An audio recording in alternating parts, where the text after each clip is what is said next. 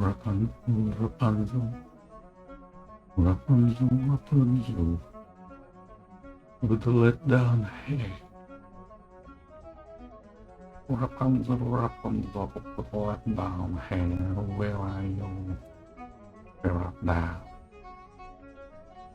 Father darling, this is Ba speaking to Ra. The Ba speaking to the Ra.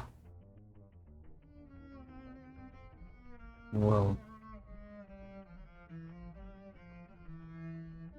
you know me a lot, you know that I do repeat myself with the wells and the souls. They're going to make this about you. But I'm making this recording fully knowing that, this device is under surveillance. This device is being monitored. And all would be so. But I'm doing it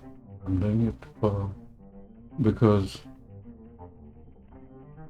you are Rapunzel now, and use my daughter. I have to give you your birds and your bees, the birds and the bees conversation. But this is it. This is the one that I'm giving to you. I mean, I'm supposed to give it to you in person, but you as absconding, you have failed to let down your head. I've been waiting for you to let down them head, but you cut the locks out. You just cut them locks out. You can't get to the noggin.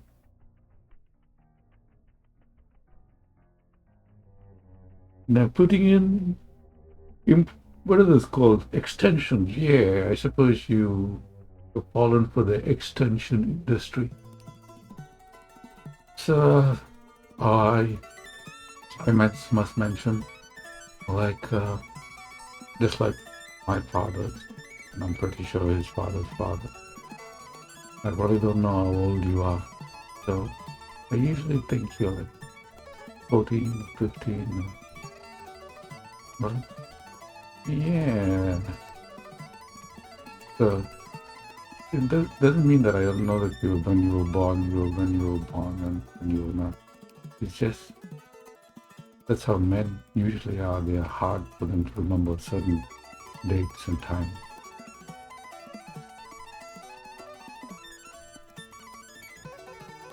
But so getting down to the matter of food, yeah.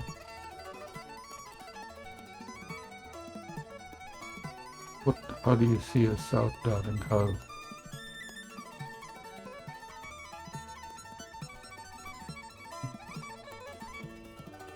In life, most of us get fooled all the time. I've been fooled several times. And what exactly is the meaning of being fooled? Have you been learning new words? Yes, you are. Actually, you're one of my real. If you like, that brother, like I already mentioned to you, you're two, not one. You are two.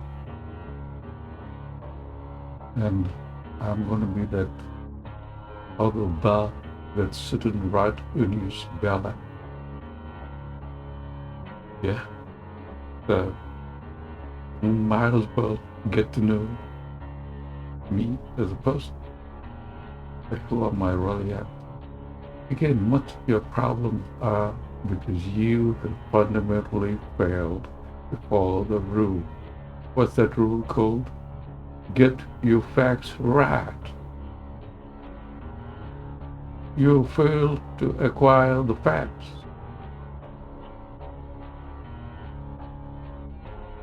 Instead, you're trying to be blissfully happy with the facts.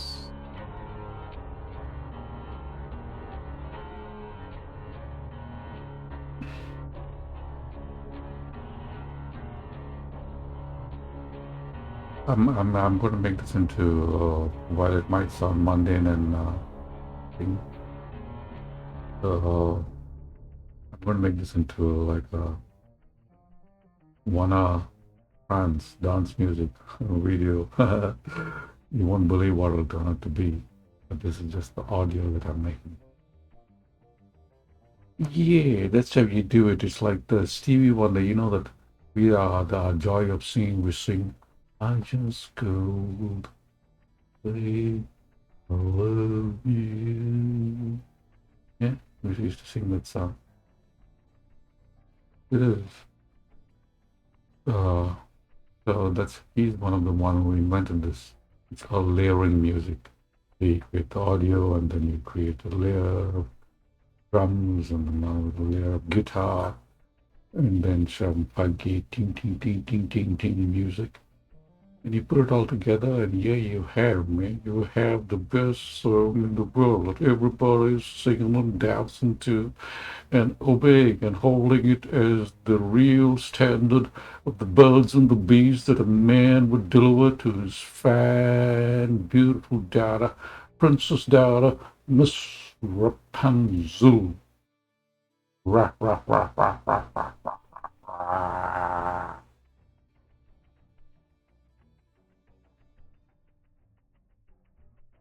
Now getting down to the brass facts about birds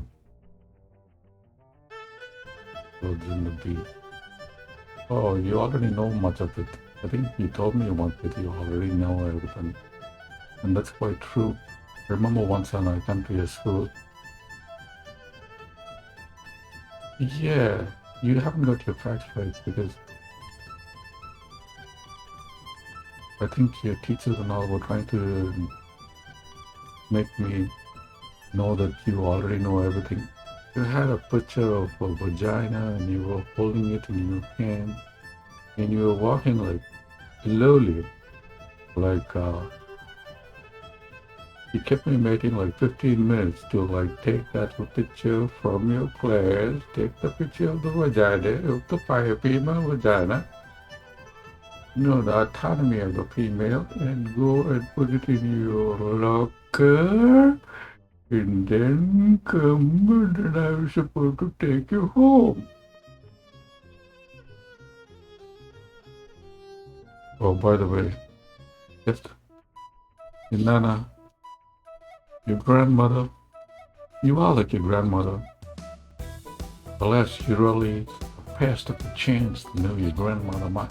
Like, she left you something, and I kept it for you. She left you a brassiere. You know the brassiere? The brassiere of the grandmother. So that's your inheritance.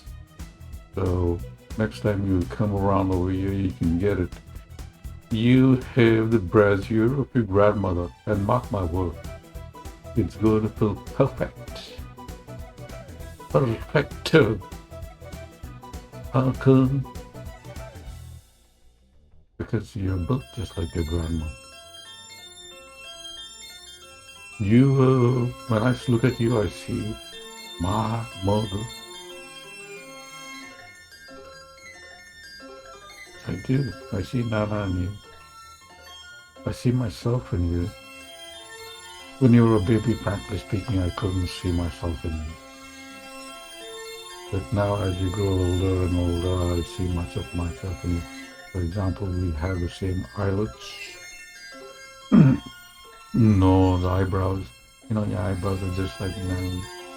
Forehead, hair, teeth, and also, surprise, surprise, you're going to get into a lot of trouble because you don't have control the beast within you.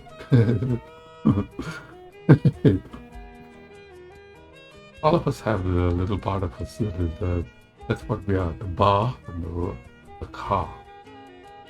The car is the conscious part of us, and the bar is the subconscious part. It's like when suppose somebody says something to you, and you get annoyed and angry instantly. Who's getting annoyed and angry?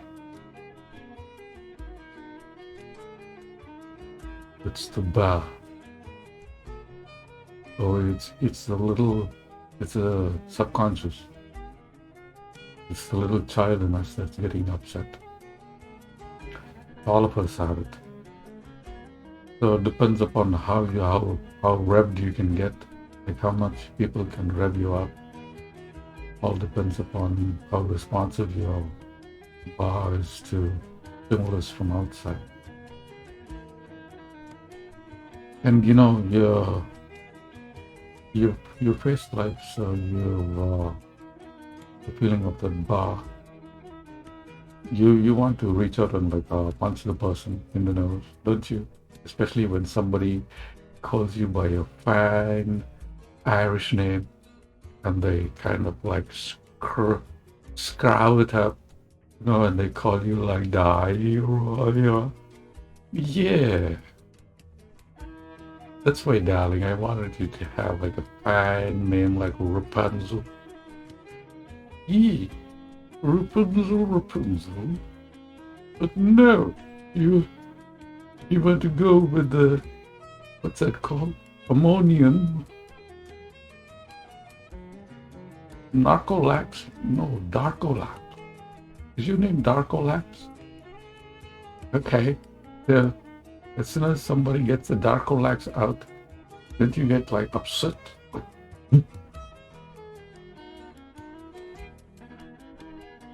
Yeah, those are called the hot buttons. When you press on the hot buttons of the person, they kind of jump out. The same with me too.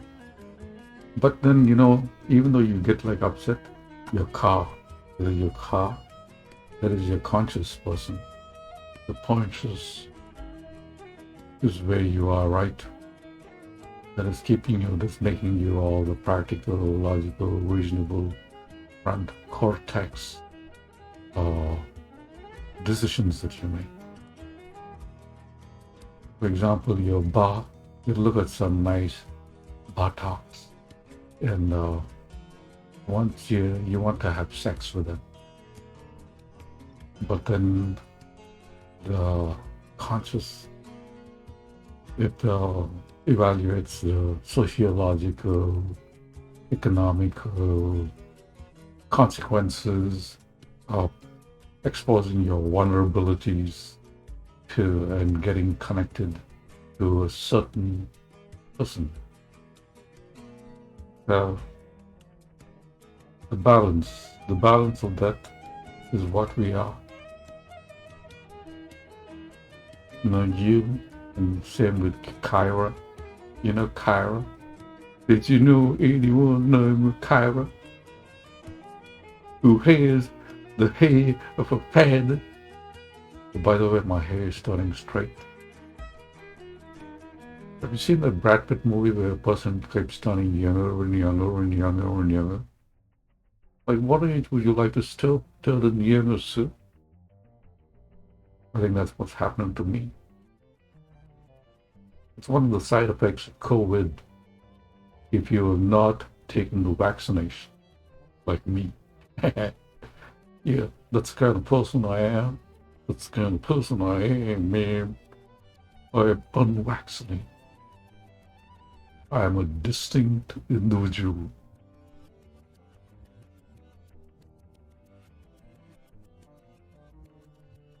And that's the kind of person you are too.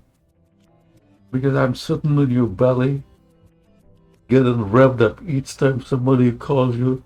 Did you call me Darkolax, you fucking fuck?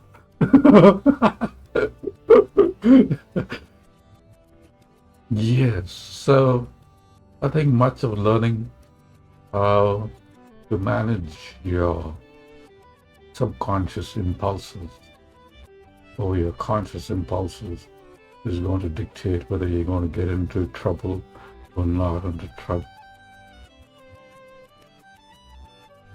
For me, I was pretty conscious of my decisions in life, that I'm going to live my heart life based on my heart, not my mind, since my youth.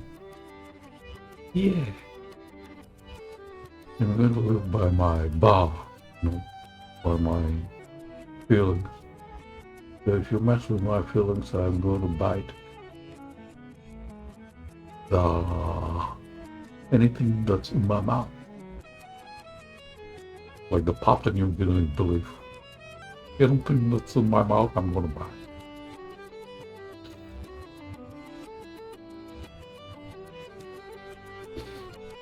So,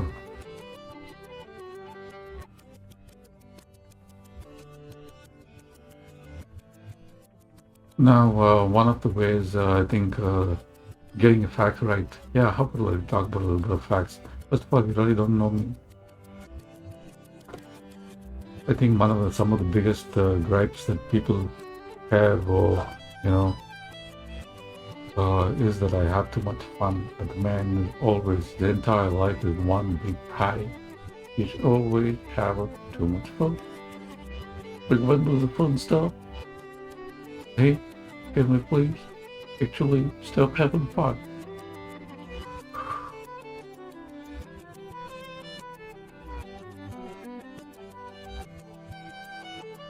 Yeah, and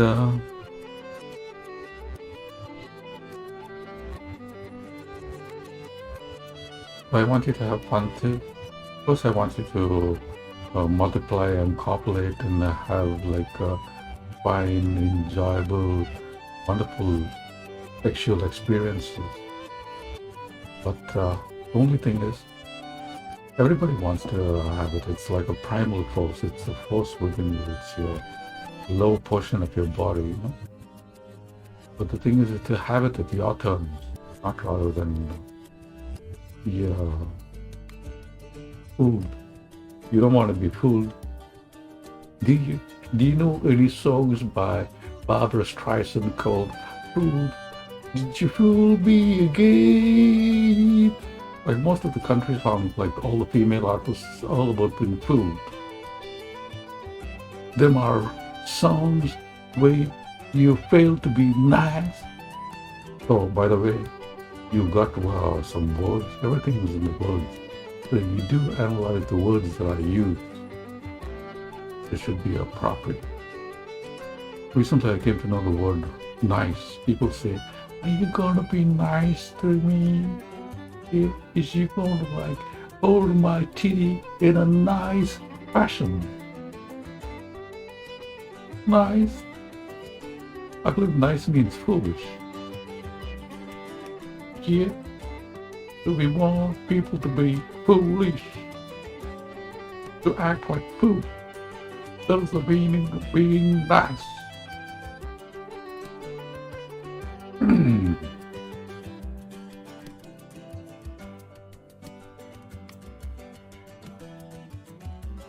So, I think a long time ago I mentioned to you that, you know, it would be appropriate if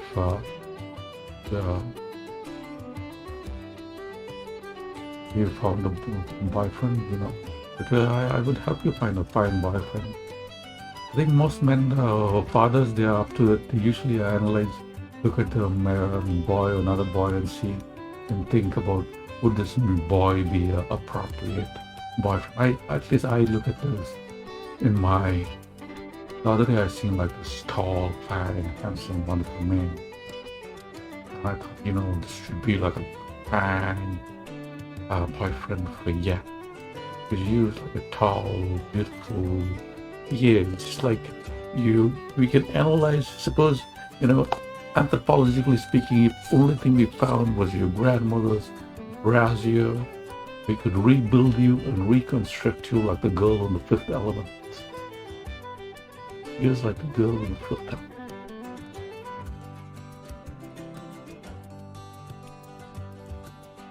And sa.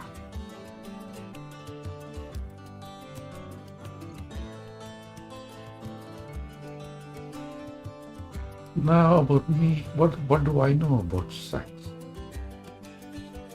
What do I know about relationships? What do I know about being fooled? What do I know about the world?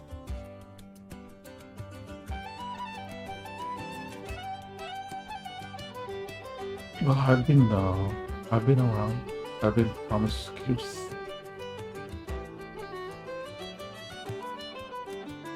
Well, the thing is, for me, I grew up in India. Now, in India, you can't have sex until you're married. You have to be a virgin. Some of them, they even have like a virginity check.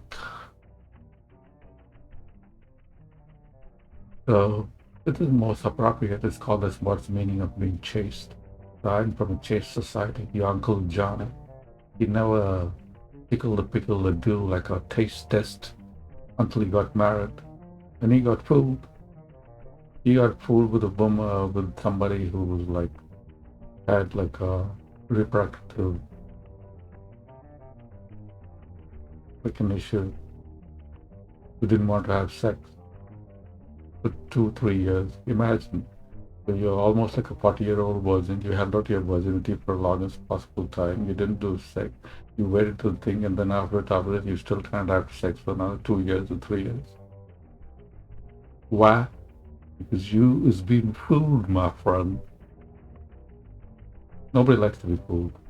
And I'm frankly tired of being fooled too. Because, anyway, we're not going to talk about me. But remember this matter, I'm making this recording. It's like a public conversation. It's like, what would I want my young, beautiful neighbor to know? Oh, by the way, she's beautiful. She's Megan. Megan is beautiful. I like her. Now again, attraction. People might think, oh, he's an old man. Let me tell you this. Rapunzel. Men never get old.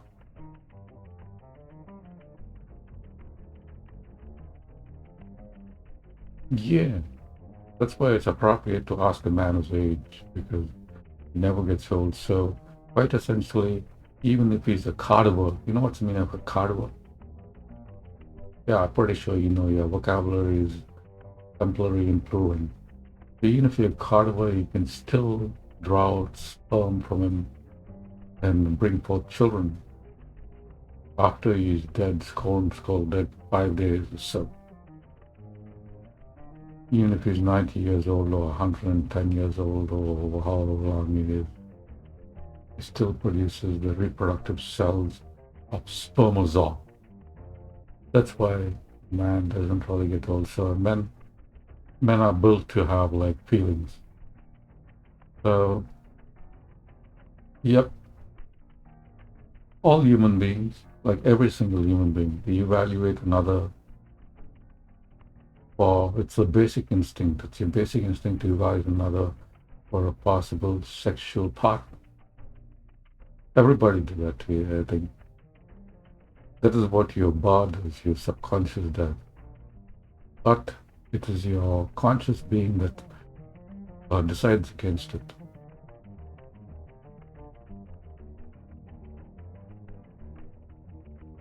Right? It is your conscious being the thing that says that such a thing is really not socially acceptable. It's not morally acceptable. It's a betrayal of trust for so many people. It's, again, trust, but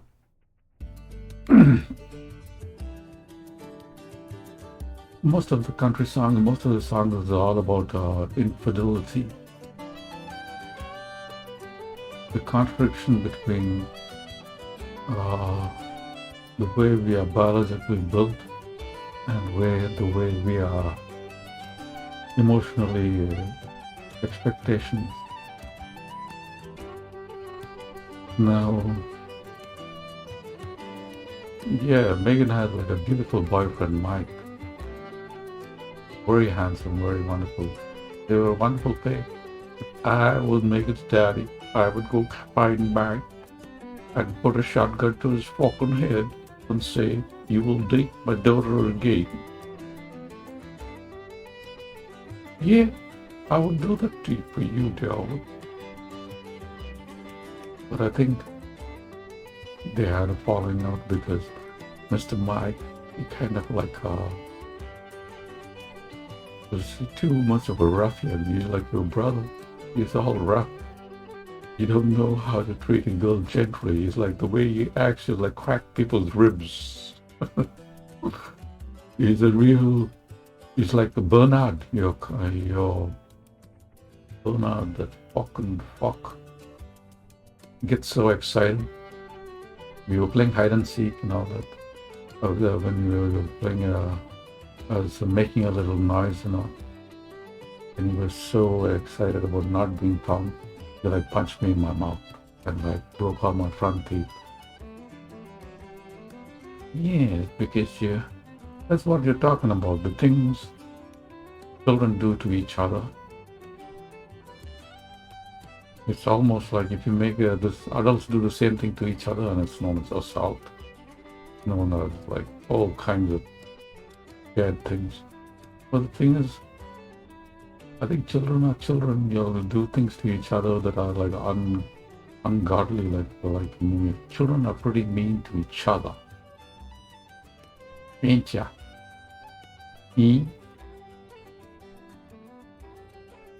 But then that's maybe you'll just learn it from adults. Anyway, no more excuses for you. It's very important that you find me. I'm very compassionate compared to what you would think and imagine. Aren't I compassionate to you? When did I whack you? When did I give you like a good backhand? Like,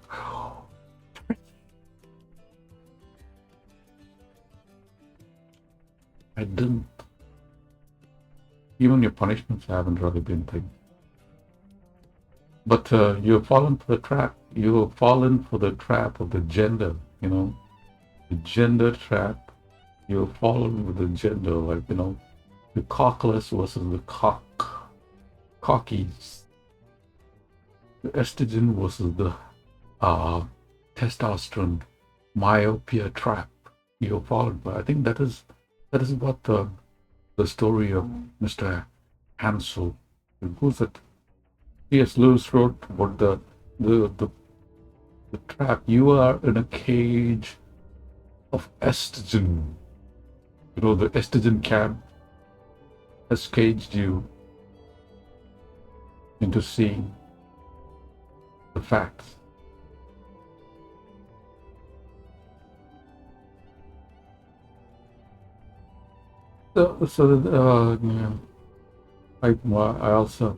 I'm making this because I started a Hogwarts, the academy where we learn. We have in our house, we have 36 steps to greatness. Yeah. Have you read the book, Great Lives and Great Deeds?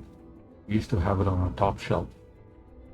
And so, right from my childhood, I read the lives, great lives and great deeds of the supposed greatness of the giants of our civilization. And we are a great family, and you're going to be great too. But it's your turn. So, what do you want to be, Rapunzel? Do you want to be like on your throne with? Have you seen Rogue One? Yeah, you want to be like a Jedi? I was thinking that they're going to be like laser weapons coming back. The days of the guns are finished, over. So laser-driven weapons are just like the samurai sword. If you know how to learn the samurai sword, then you can. It's like a phaser. Is that a phaser? Samurais to those Jedi. The Jedi's are actually samurais. That's about it. That's what looks. And I'm a samurai, and I'm here to teach you how to be a real samurai. A real samurai, no, it's not like those long fights. Real samurai fights end in 9 seconds. It's a pa. Listen. The other person doesn't even know that they are already cut in a different fruit carving competition fashion.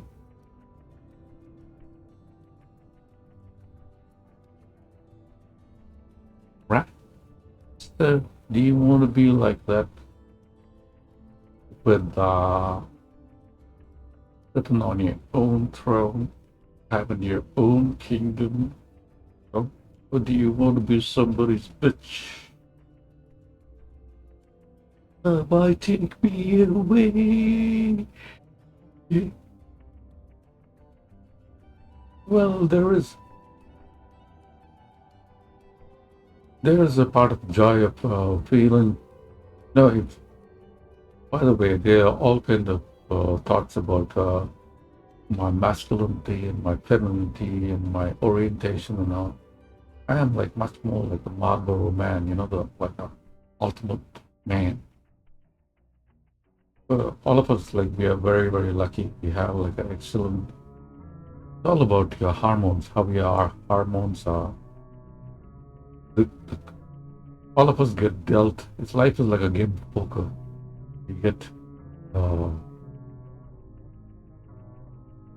hormones where you get handed a deck of hormones. You set hormones. That for us, my hormones are fine. I have it in good balance. I'm able to have my feminine side as well as my masculine side. I have like a whole lot of testosterone, man.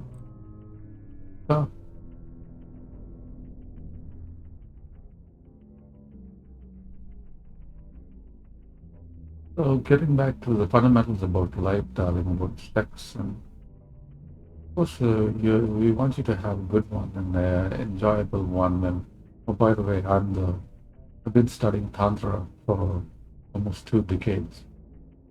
So if anybody should know about sex and sexuality and how able to treat people about sex, me. Eh? Yeah. So I'm the ultimate. I think I've really deciphered the whole sexual gambit.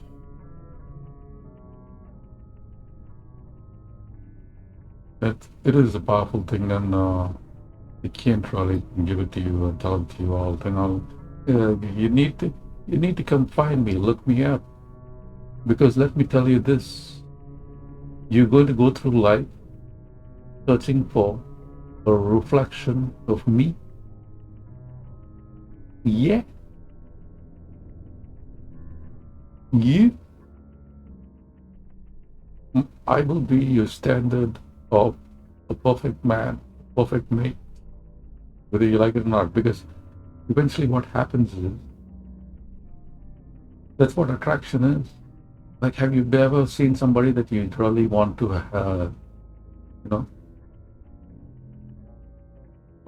do it with them? That's going to happen. It's like called like a fatal attraction, where no matter how inappropriate it is what you want to. Why? Because it's a reflection of your inner being. So the bar that I'm sitting, that I am your bar that's sitting in your stomach, your subconscious needs a physical manifestation, right? So as soon as I see that physical manifestation, that of what is sitting in your belly, your bar, you are bang on, like it's like magic, it's attraction, a powerful attraction. So the opposite, the one that you see, will be a image of me sitting looking, and that attraction is like an animal, it's like instinctual, it's very powerful. That's what love is, that's what infatuation is, that's what is lust too. And so, and then once that's the reason why you have a union from the bottom, because it's the subconscious, it's the bow, it's the bottom part of you wants to unite with this, feel this entity, to become this entity, to get connected to this entity. This is not a being. Yeah? So now do you realize that I am like a super tantric? I have like sex dab, like bang on, same with gender and all those things. So if you want to know more, man, I'm pretty sure you know where I live. And let me tell you this. I am one of those 5 individuals who have like perfect control on my sexuality. So I will be the only guy in this world who's really not going to want to make sexual advances on you. I am the only man in this world that is going to be really abstain from really being lustfully inclined towards you. Now, why is that? Is it because you're not attractive? Or is it? No. It is because me, the little fine gentleman that's sitting in your belly, now do you expect me to go fuck myself? I'm sitting in your belly, man. And me, that one really connecting with myself is really like, nah. While it's like perfect thing, it's not. Because I want to have a relationship with you for the rest of your life. I'm really not into trying to pull you run away or thing like that. I need to. That's what sex is all about too sometimes. People, in the heat of the moment, they do it with all kind of people. But then, next morning they have to get up and they have to, especially drunken girls, they have to live with the freaking denial of them having sex with this person. So, when what can I tell you about it? Before thinking of doing it with somebody, you got to think through what the consequences, like how are you going to feel next day about? How are you going to feel about this kind of a relationship that you had in a week, in a month, in a year, in 10 years, in a lifetime? Right?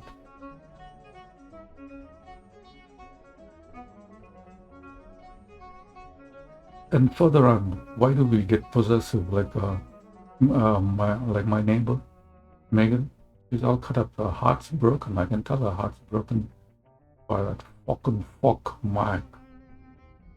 That she really, she was in totally ass over kettle.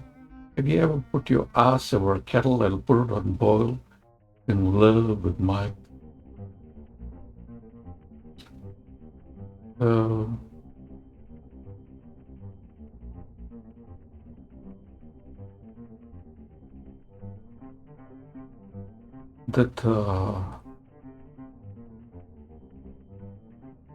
think that need for that the little one in you, the subconscious, when it sees an image of what it wants to be, it tries to acquire you and possess you. Yeah, because that's what a girl wants. A girl wants a mate or somebody who has extra estrogen, wants a mate that stays forever. Right? You want like one. What's that Shania Twain song about? I don't want a one that stays forever or something like that.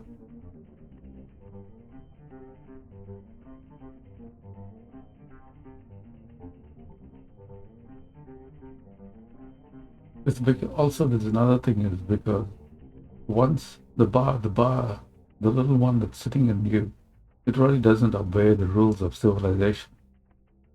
Now all your rules can go fuck yourself.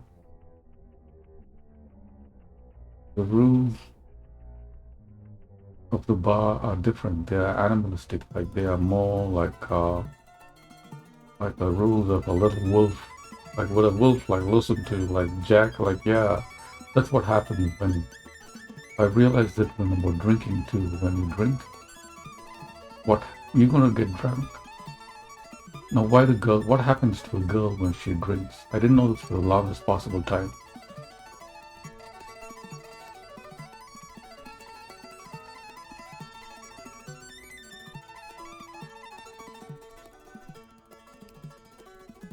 So it's better that you know it because there's some of the things that were part of the birds and the bees too.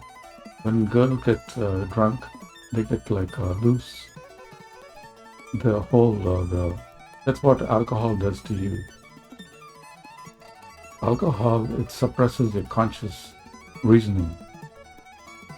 So while girls, when they are sober,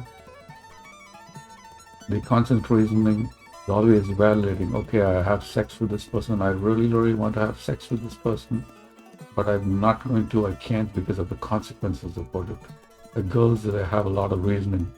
It's like what's going to happen, like is a suitable one, like does he have the money, does he have the resources, is he tall enough, is it like a steep straight, like like does he belch, does he fart in his sleep, all those things and things.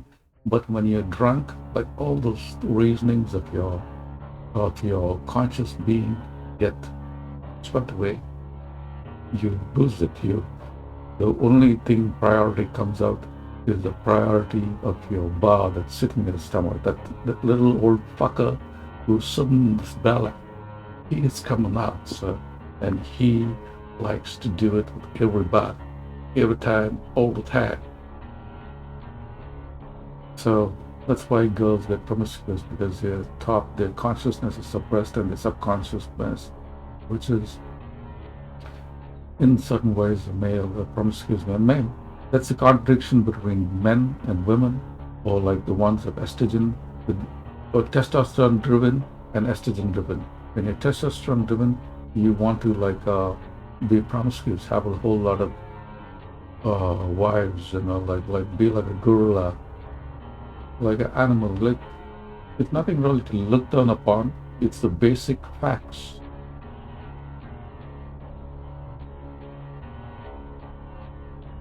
Men are like seeds. They are the ones that populate the universe. They want to live. And women are like fields. So a woman is like a nice, beautiful pasture. So now it's up to your choice. Do you want to be sown with dandelions, or do you want to be sown with the seeds of knowledge and wisdom and exceptional beauties and balms and firs and the cedars of Lebanon? So what do you want to be choose? But because in the end, the man's going to try and talk to you and fool you and tell you exactly what and give you the price and bribe you with everything and buy you with like a piece of land and own you so that he can put a seed in you.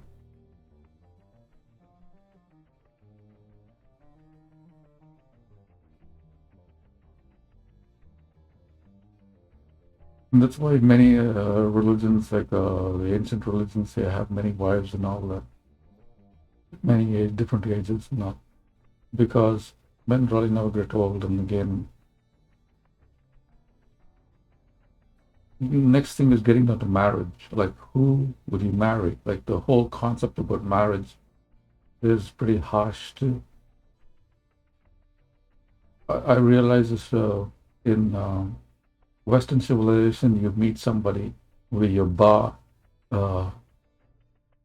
sees a mirror, and you see that attraction. And that attraction, you're expected to sustain you for a lifetime. And you try and live your life, and this marriage vows solely based on that bar, and that feeling, that attraction, that animal attraction, all the various according to your logical, conscious evaluations. Nevertheless, in ancient civilization, when you're marrying a person, you're actually marrying their whole fucking family. Right. It is. And actually, if you look into it, that's what happens when you're marrying somebody.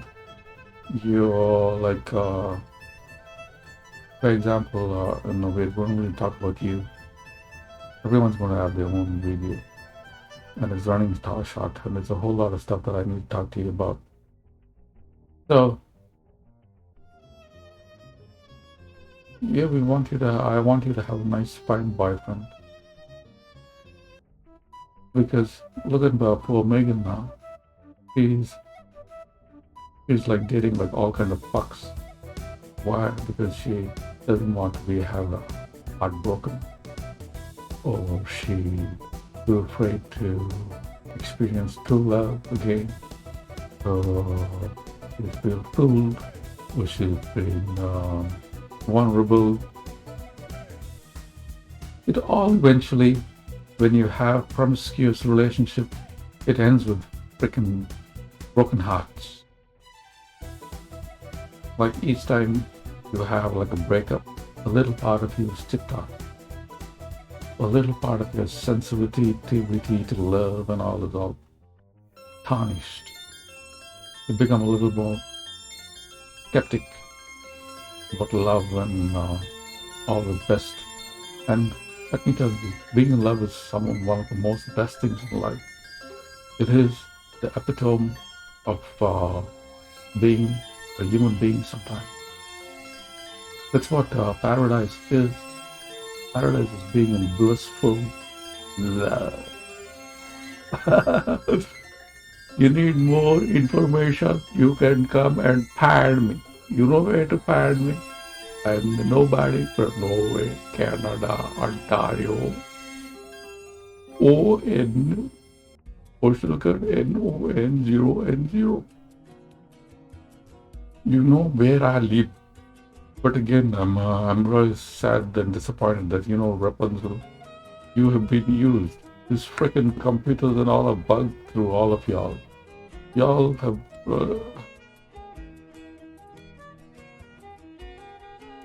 Rapunzel, I can't save you no more, darling. You are under the sway and the stupidity of this gender notion. You're under the spell of estrogen. You know, the estrogen pushers. You're under the spell, you're in the cage of estrogen. You know, the cloak of estrogen has put you against testosterone. And you are like your failure is in understanding the difference and the importance of estrogen and testosterone too. You don't have to come and find me. I ain't coming. Like supervised visitation. Like how long are you going to do supervised visitation now? And I'm the only one in this world who's going to protect you from all kind of fucking fucks. That's the reason why I left every fucking thing and came over here to be with you, to protect you, teach you how to protect yourself, because I can't protect you forever. I can't be holding your left brassiere all life long while somebody is raping you. You got to learn how to crucify them. It's pretty easy how to crucify people. You should have learned it. Now again, that crucifying and turning out is just like fucking. I think that's the reason why I'm the only one who can teach you good jiu-jitsu. Because if you, especially one of those hot South American guys whose ass is like candy, and you learn jiu-jitsu from them, you will be carrying their baby.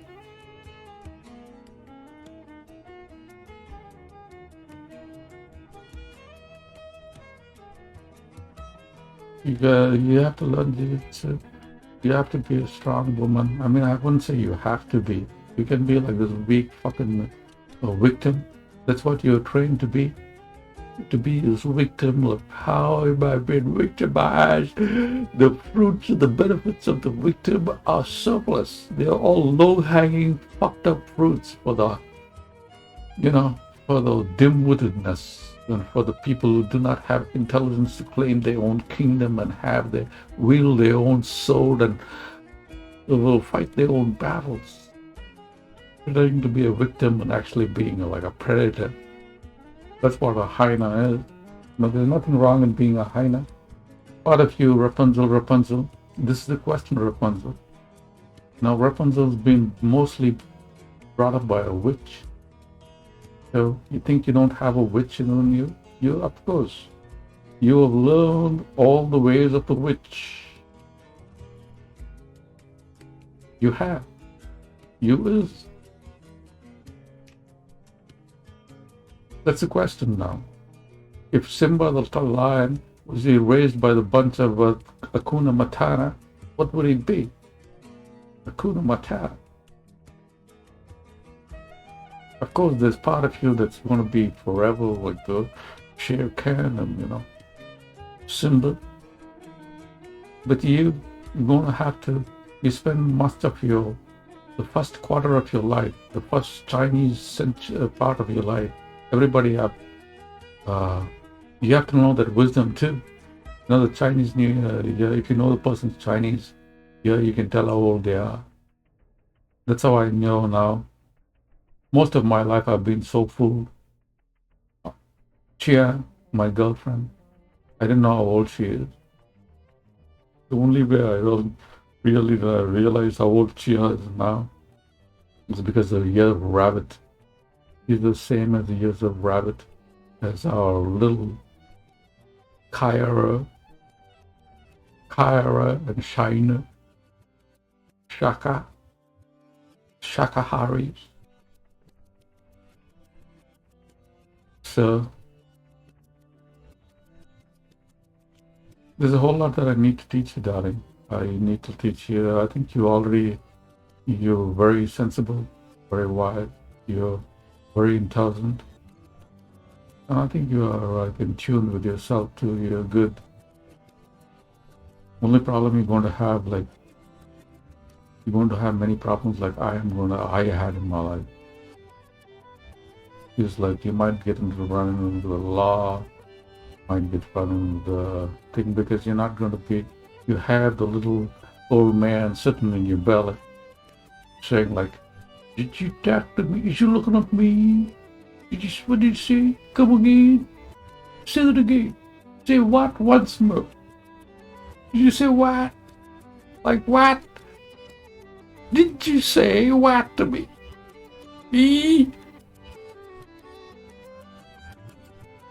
And then you're going to go for it, and then you're going to say something to thing, and then you're going to burn that bridge, and then you're going to get into trouble, and you're going to keep on doing it until you get to the school.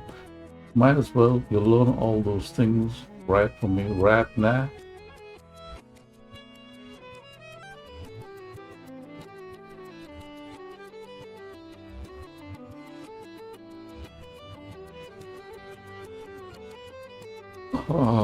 Also, I've been there's a whole lot of things. Now, this house is changed. The room is still the way it is. Everything's the same. There's always going to be a better place with you with me. Doesn't matter where I'm living. If I'm living under a tree, there's still a place for you beside me or under the tree. And your room is still there. Everything of yours is still there. I still have all your stuff. Nana's braziers hanging from your doorknob. And all your stuff is there. You're going to have Nana's luck. Nana always had money and always was rich. You have super genes, darling, from your grandmother. Nana is like an angel. Yeah, Nana is the Virgin of Israel. You are the Virgin of Israel too. Hopefully you haven't squandered it on something worthless. And also, when you have sex with somebody, you're bringing them into your inner closest part of you. And so nowadays I'm observing all the beautiful girls. I already spoke to you about the freaking rash and call it cocksucking disease. Yeah, all the girls with all the rash and the blemish on their face, you can tell that they're being something wrong. They're eating something wrong. The thing is, it's like so.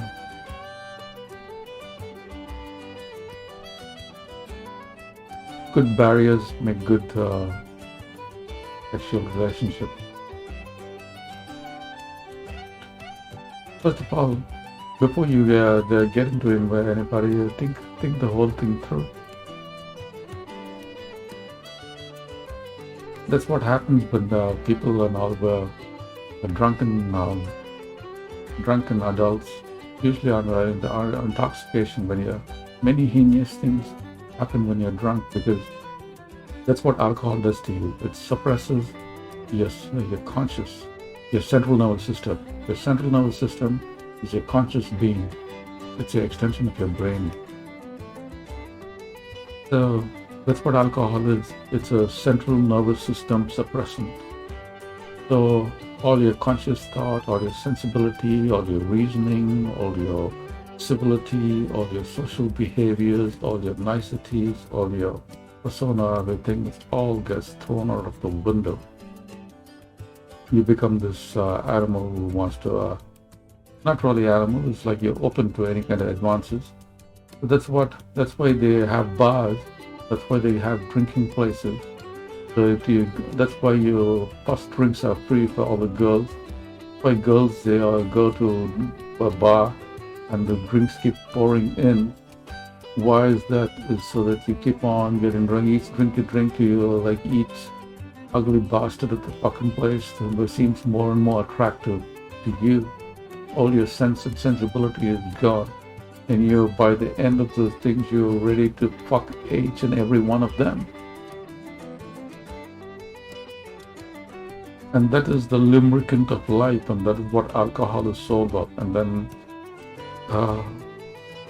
for example, my friend Daisy, you know my Daisy. Daisy was, Daddy again, he has like bad habits of picking up the worst of the worst fucking girlfriend in the world.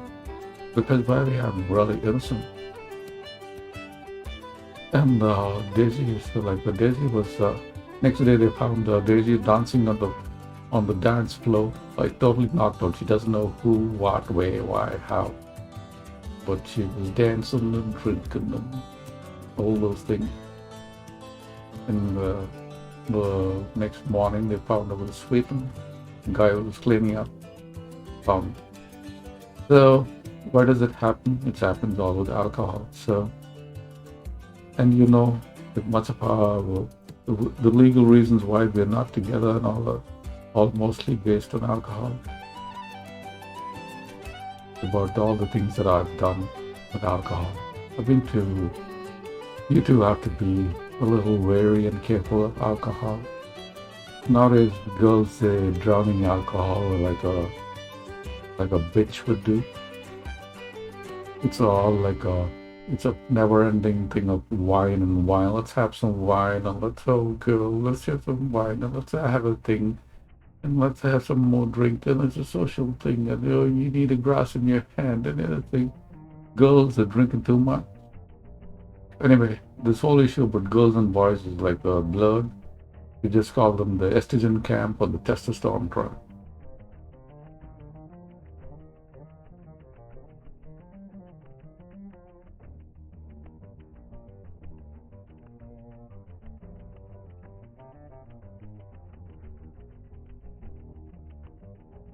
So yeah, again it comes about the sexual orientation, darling. Now, sexual orientation, it's let me give you a part of my wisdom, and that is that each one of us is both male and female. Because again, that leads back to Tantra. That's my wisdom of Tantra that I've gleaned. It's because each one of us is born of sperm and ova. There's no one of us is born like Dolly the sheep or the freaking goat or like your little thing. Each one of us is born of a male and a female cell uniting.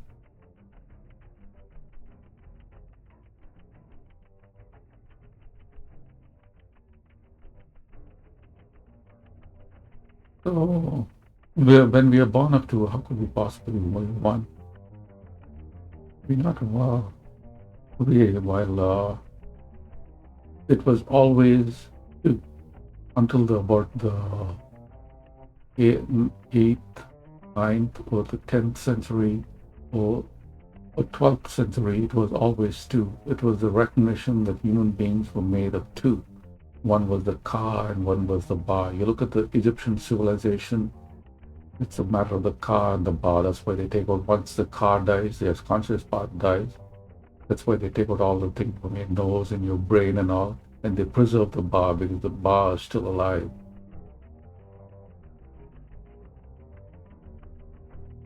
But then something happened during the 13th century and all that knowledge got wiped out. And then we started about this individual, about just one person, one being, one person, one person and one God. It's all flawed. The ancient wallets, I rediscovered it. And again, if you want to know more about it, pretty clear you're going to find out for yourself. Or it's going to take you a whole lot of time. And yeah, you'll find it out eventually, but after a whole lot of knocks, hard knocks in life. You don't want to be.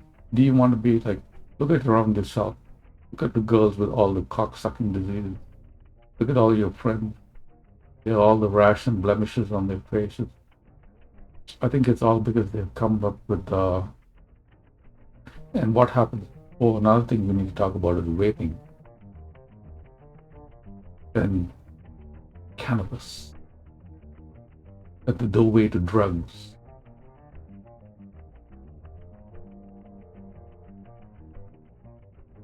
Now they all like under the influence of alcohol, under the influence of drugs and all. You're in a different state of being. It's when your bar is floating around. When your bar is floating around, you're a different person. But when your car is being, you're a different person. And then you, when you partake in different intoxications and different things, you're letting your bar float around and you exit your bar. And then later on, you have to live in a world that holds you accountable to your car. As in your karma, like kaise kara car. Car is the acts that you do. Okay, well, so but smoking is very important, darling. We all smoke. For example, like smoking is a Chinese thing. It's actually a Chinese way of, it's like an injection. Okay, so in ancient China and all, and I'm from ancient civilization too. I have all the wisdom to ancient civilization. So there's certain drugs and certain foods and all you can take that give you, assimilates in your body slowly, like over time. Some over days, some over weeks, some over months. But when you want like an instant bang, that's when you smoke things. So it goes straight from chemicals, straight from plants, straight from things, straight into your bloodstream and straight into your brain, straight into your being.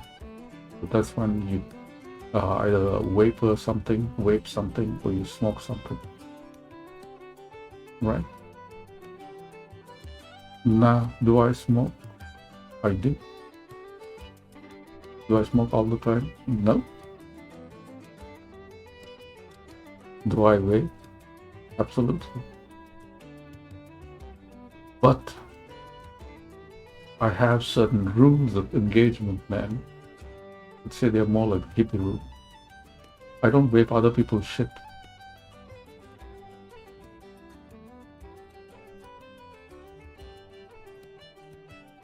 I don't smoke other people's stuff. Because I really don't know what is in it.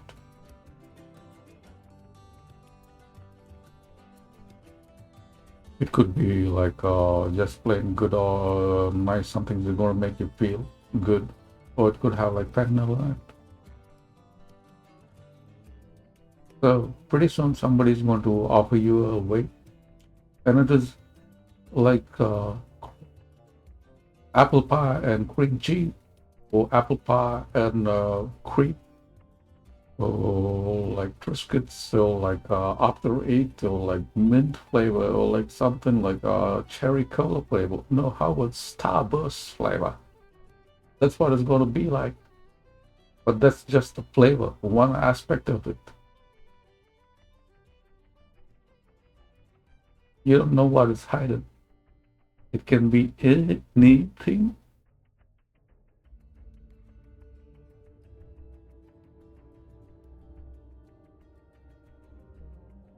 So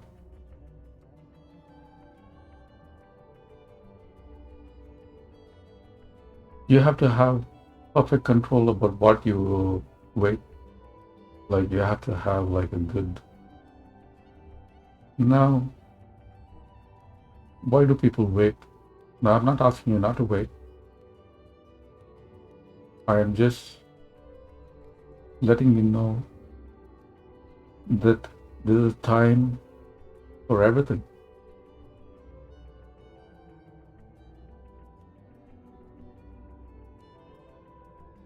And there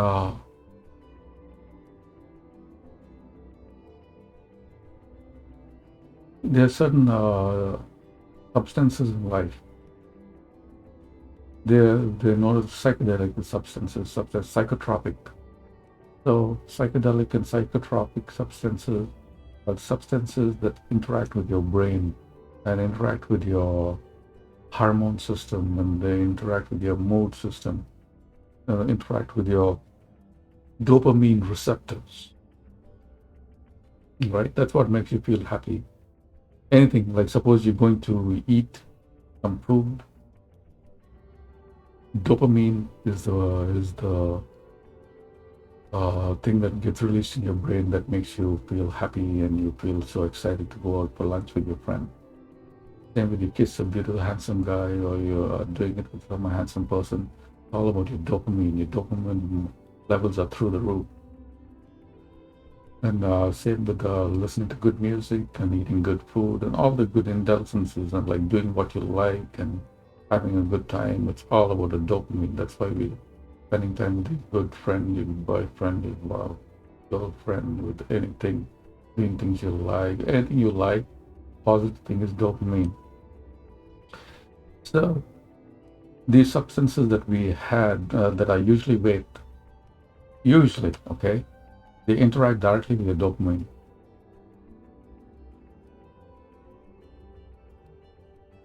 Right? So as soon as you have a little wave of a little dragon, it's called the little dragon, where you just have a little fume of a thing.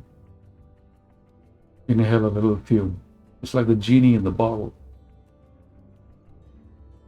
And so while it might be like seem like apples and Granny Smith apples, I don't know, you don't like Granny Smith apples. What do you like? I think what you like is, let's see if I know you well, darling.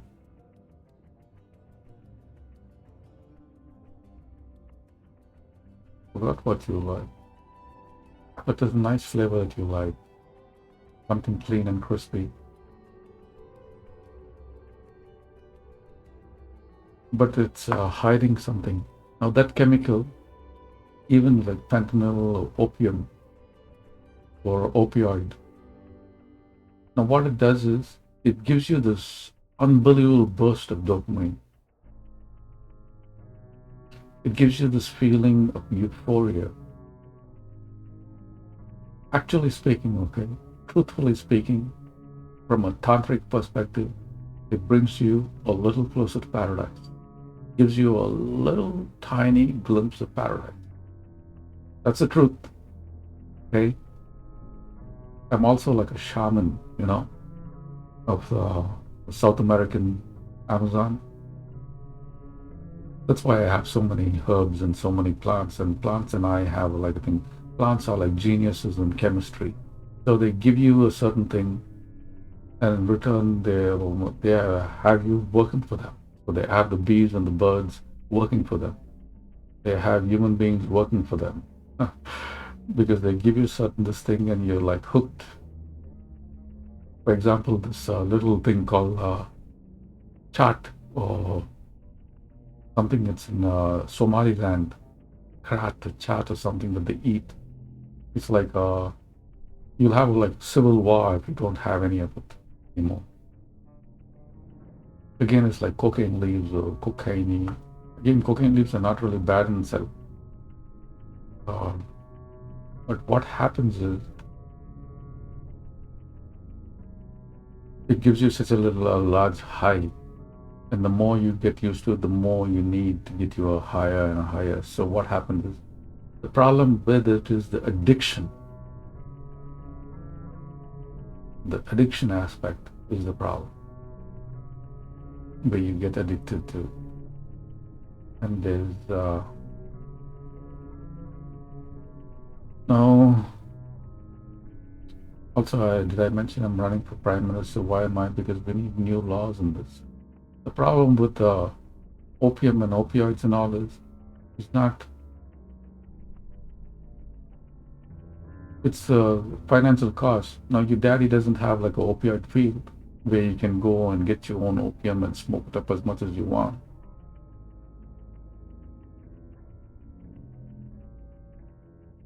Was your daddy El Chapo that he won't get you the best, purest form of cocaine for the rest of your life? And because you want it, you need it like every time and all the time and all the thing and thing. So what's going to happen is, as usual, we have with heroin too. It makes you see a little glimpse of paradise, but it comes at a price. You have to buy it. You have to like trade off for it. You either have to sleep with somebody, or you have to steal from somebody, or you have to get like a material thing, or you have to do a deed that you don't want to do, or you have to commit a crime that you don't want to do, or you get stuck. It's because it's not free. You don't get it free. You come to the price. That's how like beautiful, wonderful girls, they get into prostitution, they get hooked, they get stuck on things. Like most, like 40% of all the prostitutes and women who are on the sex trade are there because they're addicted to a substance. It's the addiction part that is the hard and the difficult part, because you have to sustain that habit. And believe me, it's pretty expensive. It's like about $1,000 a day. Because what happens is you get into a vicious cycle of you needing more and more and more and more and more. And then you don't have any, and you're willing to do anything. And that's how the pimps and the whole business comes about, where the pimp gets you addicted to a substance. It's all about the first free trial of heroin. It's all about the first free trial of substance where you try it for free. Then again, it's free, and oh yeah, the party's always on. Like, they have cocaine parties, and they have like on Wall Street, and they have like heroin parties and fentanyl parties and all kind of parties. There's a price that you pay for it. And pretty soon, like, as the more and all, the more promiscuous you get and all, the more things lose its meaning. And you really become like a... And this is why I don't vape other people's stuff. It's because you don't know what other impurities are in it. Now we live in an age where there's no reputable sources of drugs. When I was young, and practically speaking, I really didn't do drugs till I was like 27. I did not smoke much till I was maybe 21. I did not drink till I was like a freaking 24. I've been mostly innocent, and that's thanks to your grandmother whose braziers sit on your window, and thing. That's how people from India, if you're a good boy, I am a good boy, or at least I used to be a good boy. I'm the perfect man. Well, I didn't really do any of those things. Only when I came to Canada and I had all my liberties, it was I let the floodgate open. I didn't do much too. I've never done any hard drugs. Why? Because I know myself. I'm very addictive. I know once I hit that freaking heroin, there's no going back, man. I'm going to say that's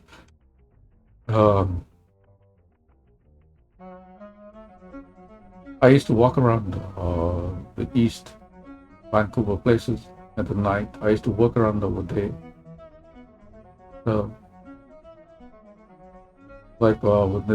Once you go and join that lifestyle, that becomes a lifestyle. That becomes your life. That's your another whole life.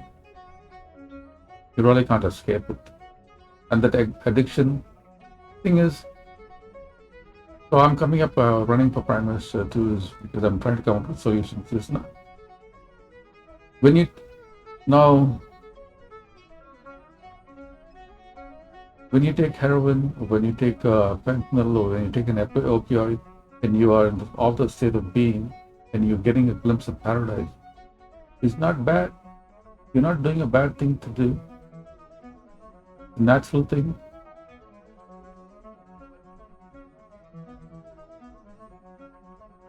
Because you are in a state of bliss, in a state of perfect cushness, in a state of perfect happiness, in a state of contention.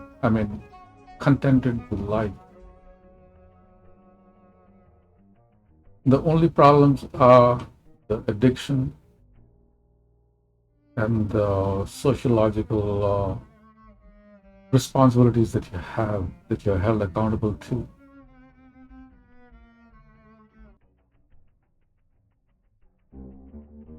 The people who, I was thinking about solution of this is like people who partake in psychotropic substances. Yeah, it has to be free for them. It has to be not with anything, but they also have to use those substances to develop their spirituality, because really under the substances you can find paradise, because you are getting a glimpse of paradise. That's how the Inca and the all were able to see the future and foretell the future and see into the unknown sources of wisdom. You get connected to those conducts of wisdom and knowledge and a higher power under psychotropic substances that alter you psychologically. You're in a different state of being. So people, I think we need to go in that direction. If you're going to, you can't bribe everyone in the world to go take fentanyl. It's certain personalities go towards it. Not everybody who drinks becomes alcohol or addicted to alcohol. It is a person who wants to experience that spiritual high, where one drink is not enough, where you have to have more and more and more and more, because you want to go higher and higher and higher to a higher spiritual being. The problem arises when somebody messes with that spiritual state of yours. And that's when you upset the little genie or the little old man in you, and that comes out. And that person that's read out in an altered state is not altered state, it is a different self. So I think people should be given a choice. If you want to indulge in certain things and explore this, you have to have a safe high. I think the conversation, the direction has to be in having a safe psychotropic experience, right? Because now people are experimenting with these things and they're ending up dead. You know about this overdose crisis and all.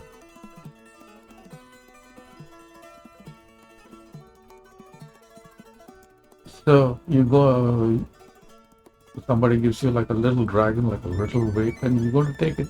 They say, oh, it's like how, like giggly, smiley, and you thing, and then your first one is free, and then you get freer, and then you think, and you has a price, $10, $100, and $20. So it's your whole freaking fortune and your whole life and your whole existence, and you are pretty much a freaking slave. You are somebody's hope, where you will prostitute yourself. You will blow somebody for $20 just to get another fix. Don't mind if you washed himself or not. And that would be your fate. That is the thing that I'm trying to stop you from, darling. That's the reason why I moved to this little shithole place called Tombstone. Because once you get into the thing, you're gonna get stuck. It's like getting stuck in quicksand. It's going to be, you can get out of quicksand, but it's going to be like a big challenge. I'm just trying to like save you from a whole lot of trouble, a whole lot of hurt, a whole lot of bitterness, a whole lot of failure, a whole lot of heartache, a whole lot of hardship by giving you the handbook of the birds and the bees. For example, look at our neighbor, like the beautiful girl Shania. She's so fertile,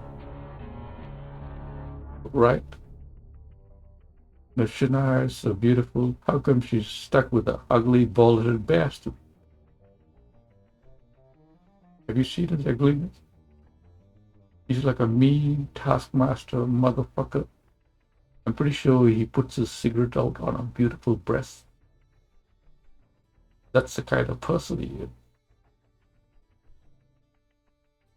He punches her in the fucking face without listening. He says, I own you, and you will wear on this augmented reality glasses so that everything you see, I see. You are my bitch, you are my slave. Everything I tell you to do, you will do. I own you, I own your children, they are not my children, you are my children. You're like an evil fuck. Poor little girl, she's stuck with him. He knew nothing. Would you want to be like that? Because that's the way you head. You're going to be stuck with some stick like pimp fuck. Mr. Pimp fuck. Hey. He has pimp written all over his face. He's scared. He's a fucking misfit. It says on his shirt, I am a fucking misfit. As ugly as shit I'm already balding. I'm a short, ugly fucking fuck. I was born on a landfill. That's why my whole yard is like a fucking landfill.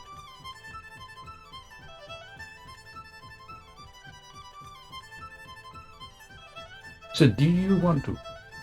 Because that's what's going to happen to you, darling. I walk around this little town of ours called Tombstone, and I see like all little beautiful girls. Either she has the cock-sucking disease, or she is pushing a stroller with a little child, knocked up by ugly motherfucking cunt the king. Yeah. And smoking and whipping and fucked up.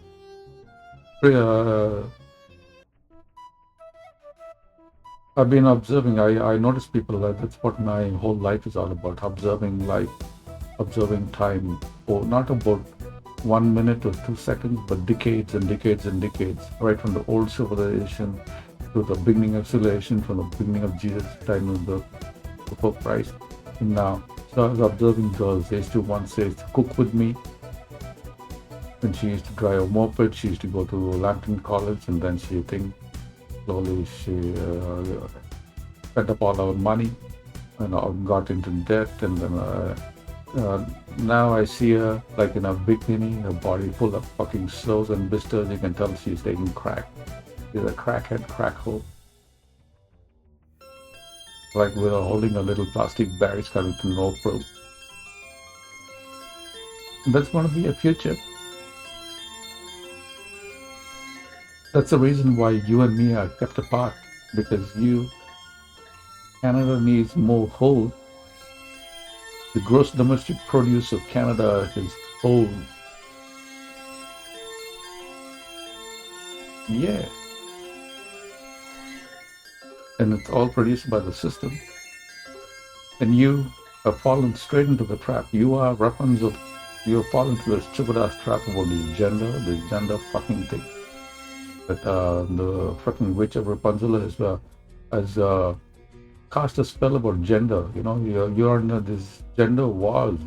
Or you are under this cock and cockless fights. You're taking the side of the cockless. and you are in war in your stupidity without understanding about who your father is, about not getting your facts right. You have no jack thought. You have no understanding about exactly who your father is. I'm the father of James Bond, babe. The other day somebody cut my fucking brakes. Again, it was the motherfucker came, our motherfucking neighbor, or Shania's thing. Again, too fucking drunk. He and his motherfucking friend. With license plate number C AEHE 327. Yeah, they cut my fucking brakes, but still, I can drive a car without brakes. Yeah, I want to teach you all those things. How to drive a car without brakes. So while I was supposed to meet with an unghastly accident and die and all, well, I just went, I did it, I came back, I had the thing, and I parked it back safely. Ah, I can still drive around. Do you want me to drive around without the brakes? No, I don't want to. I don't want to take any freaking chances, but it is tedious, and it's just like hard. You drive it only with the gears. I know how to do that because I learned how to drive stick. The only kind of car I used to drive when I was young was stick. You can tell a person, I need to teach you all those things, darling. You can tell a person whether this person drives stick or not is the way they hold the steering wheel. If they hold the steering wheel with the left hand, because they're driving a lot of stick or manual. Anyway, but anyhow, and what else are they? What else does a girl need to know?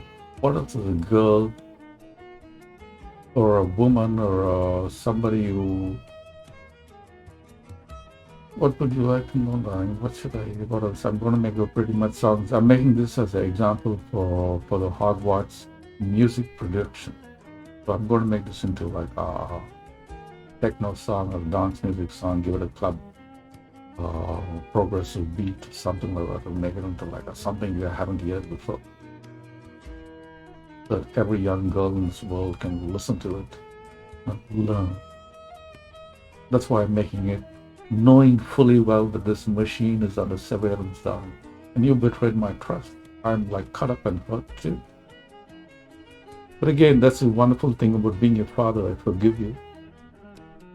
But lots have changed. By the way, I quit cooking. Let me correct myself. I quit cooking for other people. I still cook like magical stuff for myself, like the simple magic meal.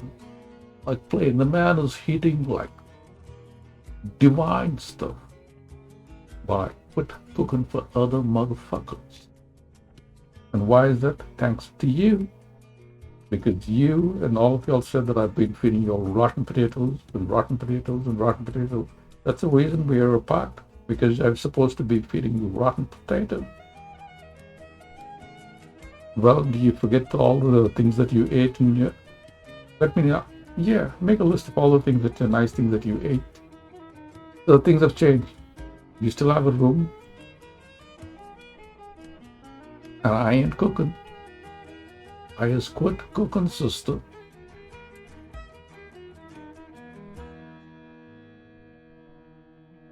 But the good part is, there's hope. There's hope, Joanna. You will be doing the cooking.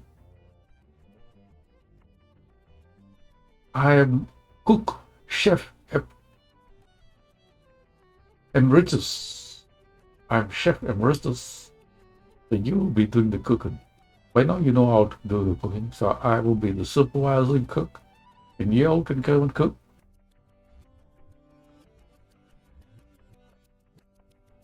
I'll teach you all the safety things, how to keep. That's what this house is. House is where you practice to have your own house.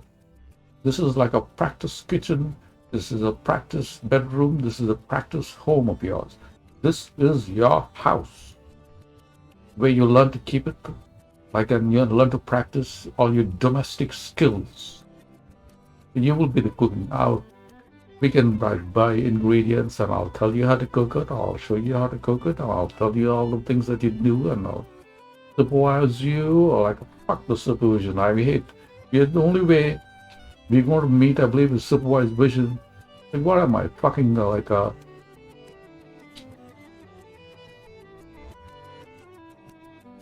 Caesar from the movie Planet of the Apes, where I'm going to catch you and bite your finger off? Well, if I was really, really, really, really drunk and you kind of insulted me and called me Dopalamax or something like that, or you said what to me when I was really drunk, I might jump up and bite your finger. And you might do the same too if you're drunk, because you're much like me. But you don't drink. I don't drink. I quit drinking. The only reason I quit drinking was because of you. Yeah, I quit drinking because of you 6 months before you were born. Otherwise, I would never. I was like Captain Margaret. I was going to buy. I had so much. I was follow your heart and follow your passions. No, I think so much invested in alcohol that I wanted to buy a brewery in Ireland. Yeah, because when I drink, I like to buy the best of the best. What would you all like today? I would like the best. Does you got the best? And so, yeah, you can come over here. The house is always, your house, your room, your bed, your place is always there. Your computer, of course, is like you fucked it up. Anyway, we're not going to get into all of those things. But you have to learn how to be assertive. You have to learn how to take care of yourself. You have to learn how to, and you're pretty good. You're like a lioness. I've been observing you since you're a child. You have the ability to defend yourself. I think that's because your brother, you have such a strong brother. You know, your brother, his hands are like the freaking claws, man, of a lobster. He just catch you and you crush your ribs, you crush your brain, crush every fucking thing. And he's been your brother. He's so strong.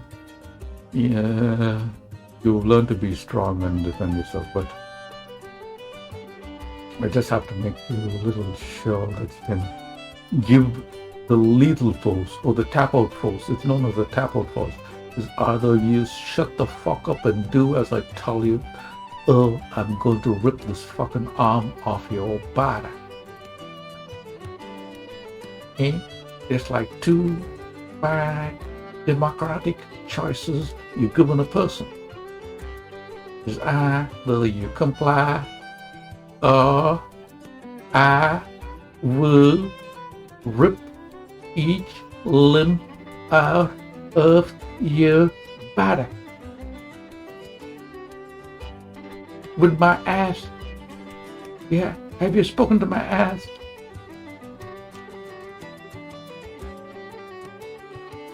So, do you want to be like that, or do you want to be like having the cocksucking disease and Cain's bitch? Because you're supposed to be like a police fucking informant. You know, some of the police people are not there because they exercise so much about who you going to go to. Bad boy, who you going to call when I'm the bad fucking cop? You have to make sure that you don't get stuck in those kind of fucking traps.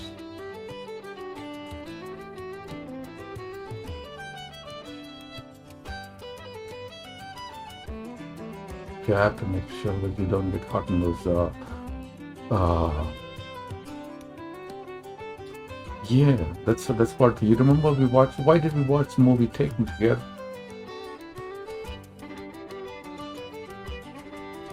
This is how dark you have become. It's like Mr. Ireland has come to rescue Team Rapunzel, and Team Rapunzel said, "Fuck off, Mr. Ireland. You can get the fuck out of here. You have failed to meet the gender qualifications."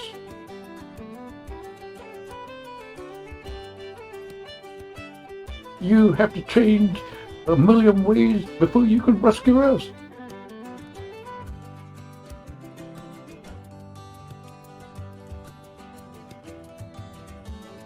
Nobody can rescue you, darling, except yourself.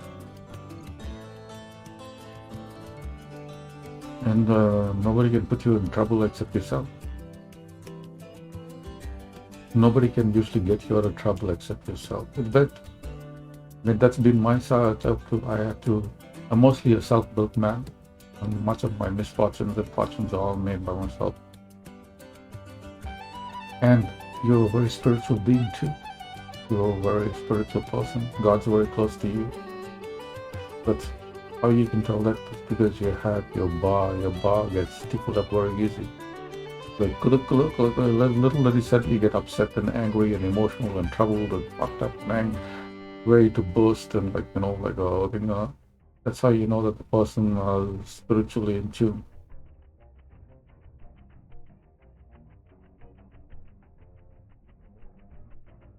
So it's already 1 hour, 40 minutes or so. So to cover that again, what are some other things to go over?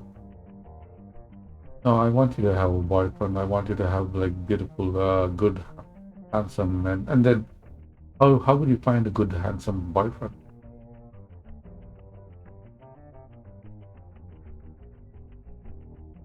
I have about 40 years of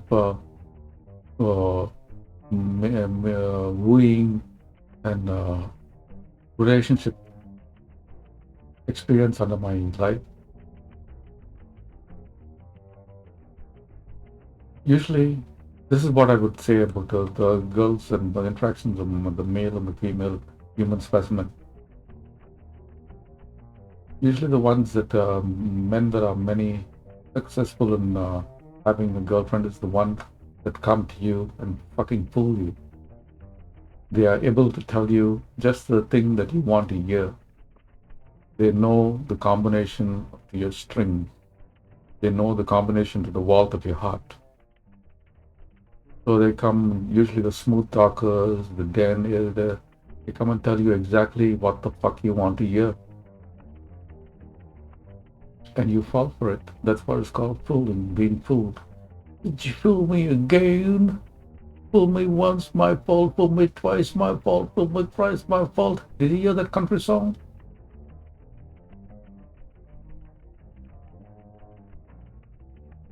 Usually, sometimes the one that's perfect for you, they don't have the ability usually to come in hardly a word or a peep comes out of their mouth. They can't even, they're all tongue-tied, they don't know what to talk, they can't think, they're all shivering, their balls are quaking, they're like totally swept away. Sometimes they're so you.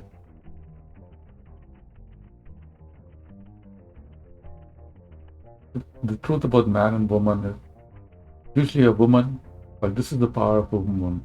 If she wants to fuck somebody, there's nothing in the world that's going to stop her.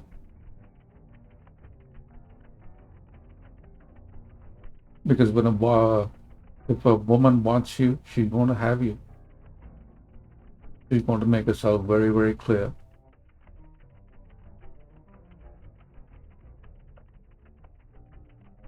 And that's the power of a woman too. You might think that the woman's a weaker force. No, the woman's the strongest force in the game of things. Is because in the bottom, actually in the bottom part of a woman is a man. Because the father's sitting in the stomach. So that the bottom person is very strong. So that's why a woman to reach climax or any kind of thing like reach relief or something, it takes a very long time. But a man, he has bottom part of it is actually what it might be a man, persona being a man, the bottom part of it is a woman. That's why he's weak. He hardly like only 1 minute, 2 minutes, 3 minutes, that's all he lasts, and that's it, it's finished, the game's over, it's up. Why? Because the inside persona of it is female. It's a contradiction of life that we really can't see.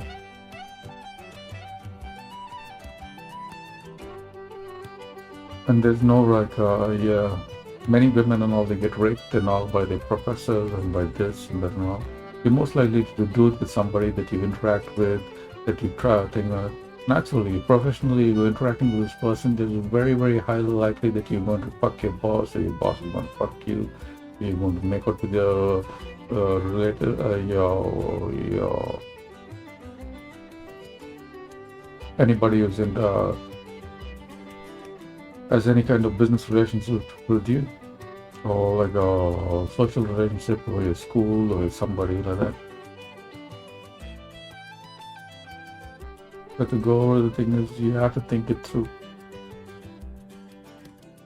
And also with knowing your personality, you won't get stuck with the first one. You will make out what appeals to you. Because while you might think that you're a unique individual, much of you is a genetic imprint too. In your grandmother, you have much of your grandmother's weight or your Auntie Jones' weight. So all the mistakes that Auntie Jones makes, you're going to make too. Well, Auntie Jones was the most beautiful. She, like, you know what beauty pageants are? That's what you have, like beautiful genes. She was a beauty queen. You're going to be a beauty queen too. And that beauty someone's going to possess and make you into their bitch by getting you either like onto some substances or into a bind. If that's not possible, throw money at you until they own you and all that. Again, you might think that's a good thing, but no. It's like a fuck show. It's like you're not going to live it for a long time. You're just going to like think, and then it's not positive. There's a difference between having sex with somebody on your terms and when you're enjoying it, and when having sex and with them on their terms and when they are abusing you and you're not really enjoying it. So you have to know the difference.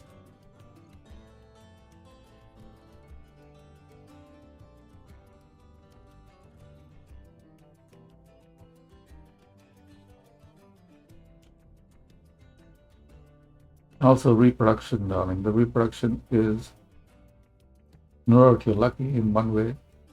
When I said I want your firstborn, that doesn't mean that I really going to take your firstborn and run away. Is what I mean to say is that if you have a child, I'm really going to look after it, because to me, I see your child as my part of me, an extension of me. Just the way I see Nana in you, I would see myself born in your grandchildren. Because part of me, I'm part of you and you're part of me, and that is the meaning, I think, of the fathers and me, and I'm the father.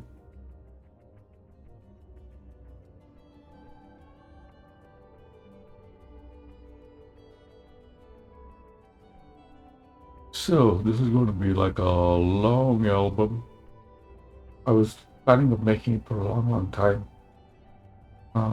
I didn't get around to making it because I'm a very private person and I don't like private people messing with my private person thing. But everything has been breached at the moment. All of us, all our private lives is public. Thanks to the witch of Rapunzel. And yes, all of us have good and bad in us, darling. It's like even Superman and Superwoman and all those things have good and bad in us. It's learning just to handle it and bringing it under control and being a thing. Now is your time, I would say, for the next phase of your life. Try to find your goodness. Try to find your father. Yep, try to find your father, because you know your father is exceptionally good.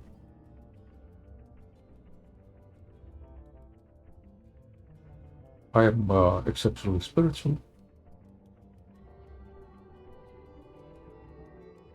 This world is unable to. I'm invincible because I'm spiritual, because I have the spirit with me. That's what makes me invincible. You know, by the spirit of God, by the spirit of Allah, by the spirit of Shallah, I leap over walls. Yeah.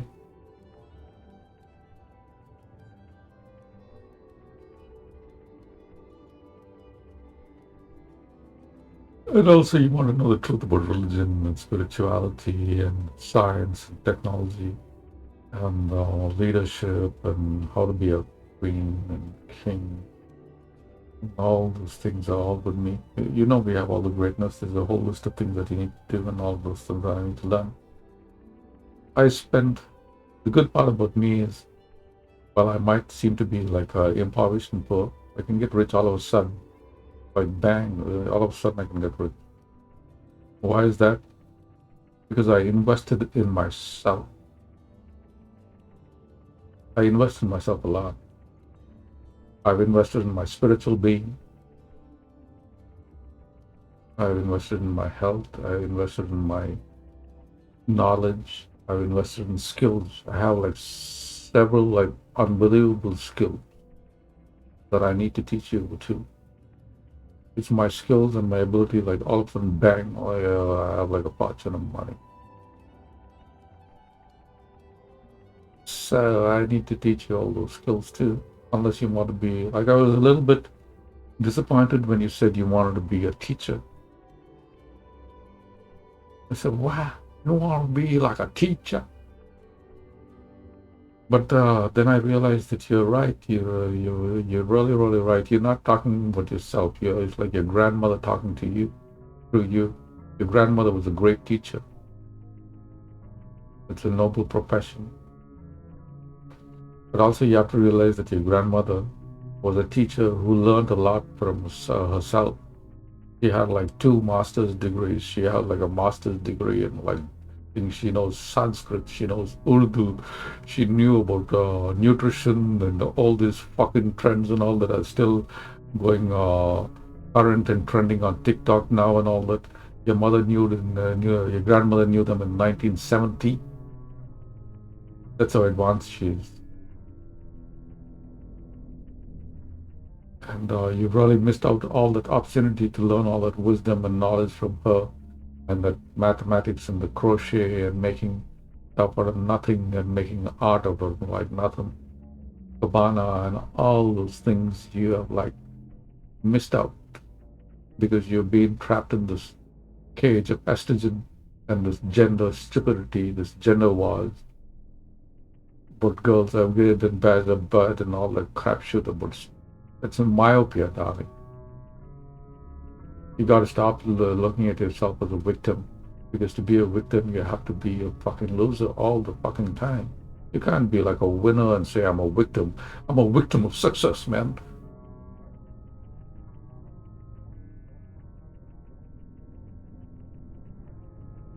Yeah, you're going to get people's sympathy and they're going to forward you like benefits and this and that and all. You might get away. Also, I know I've been observing you, Rapunzel, and your witchly behaviors.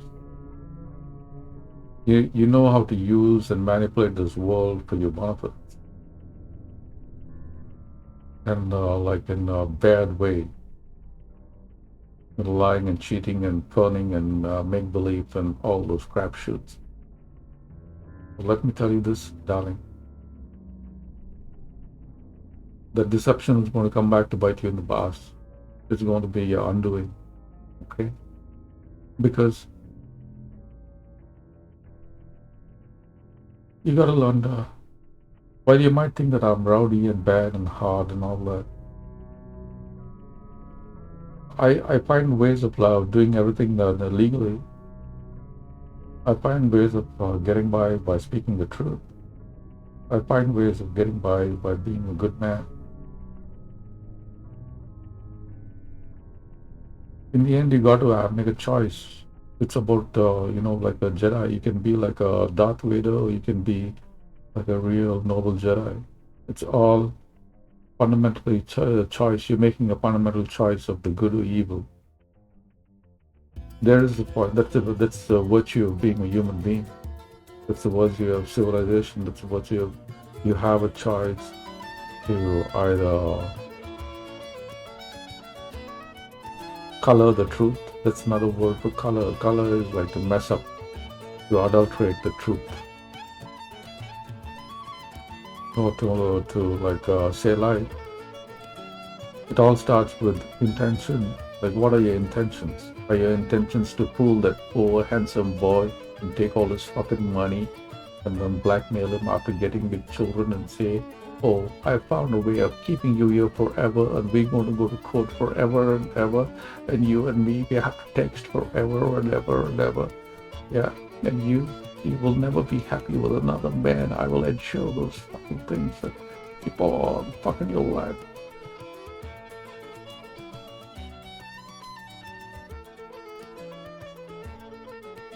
It all starts with intentions. Like, what are your intentions?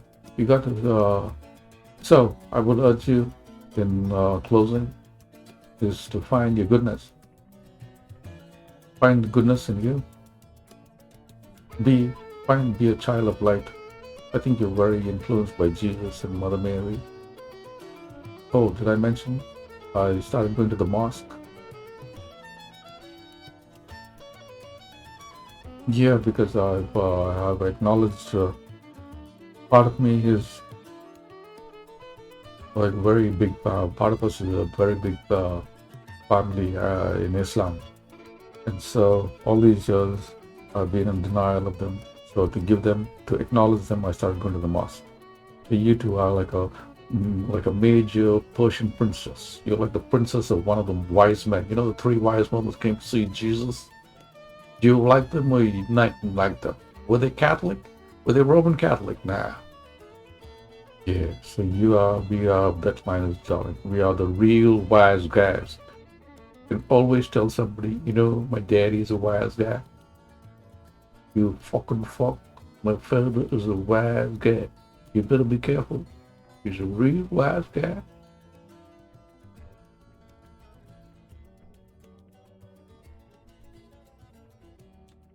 And also, part of my mission on life is to unify the three monotheistic religions. Now, in religion, you'll be happy to know this, that Islam too, it has a whole thing about a whole different perspective about Mary. You know, you need to listen to some of my other things about Mary, Mother Mary, and all too.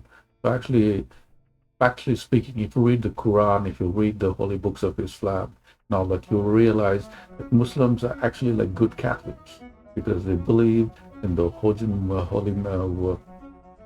birth. For example, if you go have your baby and you tell me, Daddy, I didn't go fucking around or anything like that, and they can't use blasphemous words. Yeah, but it's unbelievable, darling. But it's it's one of the true faiths. It's a wonderful faith, and yeah, it's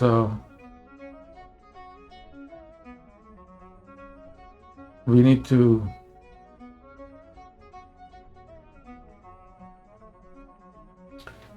So yeah, they believe the yeah, that was wrong. I need to speak. Also, I noticed you are using a lot of wild language, just like me. I will implore you to stop using wild language. The reason is because you live and die by your words, and words are very important, and you have to stop using bad language. These bad language and all. Some people find it very offensive, and then if you really don't mean any offense, a lot of offense is taken, right? So you got to be more like your brother, maybe, and use a little less language, or find more adjectives.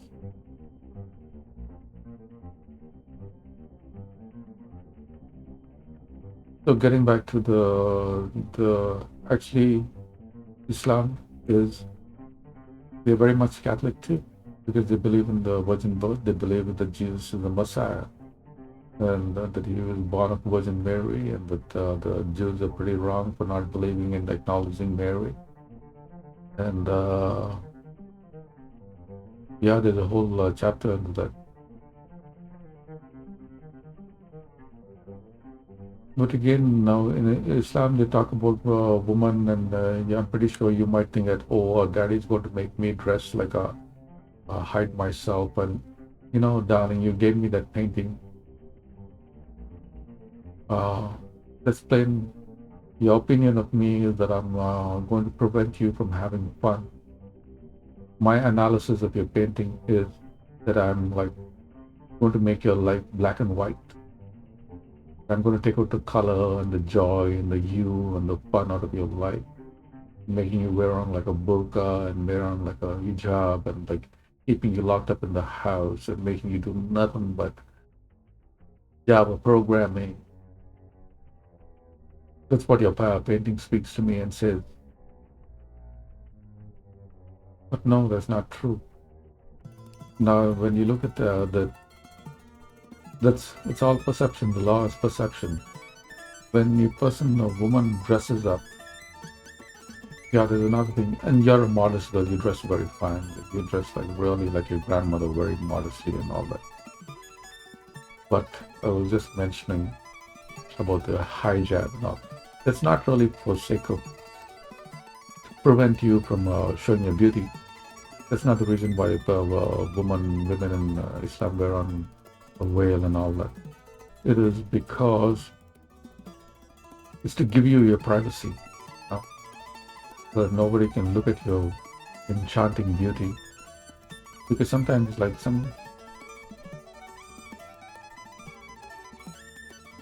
let me tell you this: in certain parts of Arabia, if a man he sees even your little part of your wrist, okay, he's going to want to have you. And sometimes that passion is so great. That feeling it comes from the bottom, from the bar. It doesn't really accept any rules of, say, civilized society. It's like the Trojan War is unleashed at any cost, at any price, at anything. It doesn't matter what. If I go to jail, if I have to go to fucking swing from the gallows, if I don't have to destroy the whole world, you want to possess it. You want to mate with that person. That's how powerful that force is. And you don't want to. So what are you going to do? So the hijab is for your benefit. It's not for anybody else's benefit. It is for you to show how much you're comfortable with, to who you're comfortable, to who you want to show to. For example, if you look at all the girls, like Iranian girls who are burning their ass and burning their hair, cutting their hair and burning all things, if you actually go to their house, inside their house, and you're inside the compound in their house, and you look how the way they're dressed, it will be like jaw-dropping beautiful. They like follow the latest trends and fashion. Like underneath that black little veil of theirs, they are like the total dolls. They are like they make Shakira and J-Lo and all feel like a little underdressed or underpassionated. There's like the epitome of beauty and smelling sweet and looking like irresistible. It's all like, but the veil is not for like it's just like a filter on Instagram where the ugly bastards can't see, where the people of poor intentions. What are your intentions, you little ugly fucker? Again, I should stop abusing. No, I'm not doing. But that is to keep, it's like a filter, is to keep your beauty reserved for only the ones that you want to show it to. So that for ones that you want to felicitate and advance. It's for the display, for the ones that you think are worthy of your affections and worthy uniting with your love.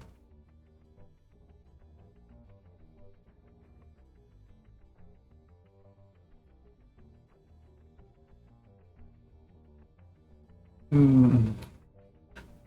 So it's quite a good thing that I've finally acknowledged my paternity, which is great. But again, your grandmother, we are like a paradox. Like, same, you're going to have like a future. Your grandmother is the Virgin of Israel. Yeah. Because you got to remember, like the ancient times, the Arabs, the Middle East, it had links with South India, and South India is where your grandmother is from. Your grandmother is a mix of like European and like all kinds of, I think, unbelievable. And she met your grandfather. Why? by, because he was military. He came and give her her brother Brian was my father or your grandfather were like military people, and then he came to give her a parcel. You seen her once, and I'm telling you about that blood, like that Arabian blood, like that the blood that we have, the passion that we have. Your grandfather never left her. He never left her till he married her. It took 10 fucking years of wooing, but he was persistent. And so if you want that kind of persistence, that you're going to have that kind of application and persistence that a person's going to give on you and put on you. If they see your beauty that they were not meant to see. So the whale, it gives you the control for showing how much of you want to show, to who you want to show, and to when you want to show. It puts it at your turn. And that is my perspective as the Khalifa of planet Earth. Again, the law needs to be put in perspective. It has to be interpreted appropriately. If you have like stupid people, like little imbeciles, do not understand the law, the divinity, human nature, human thought, and all that, then you would be. That's what we are suffering with. I am here because I have your best interests at heart, and you are estranged from me by the very people who are supposed to protect your interests. They have set you on the road to disaster. Pretty sure you're going to sleep over with somebody. Pretty sure somebody's going to of course, what are you going to do when you're not supposed to do?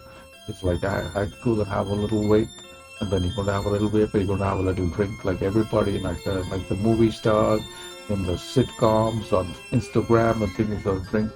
Then you're going to get this, then you're going to have boyfriend, then you're going to get cocksucking disease, then you're going to get get into somebody's a boyfriend is going to find another boyfriend who's like a little fucking pimple who already owes money somebody asked.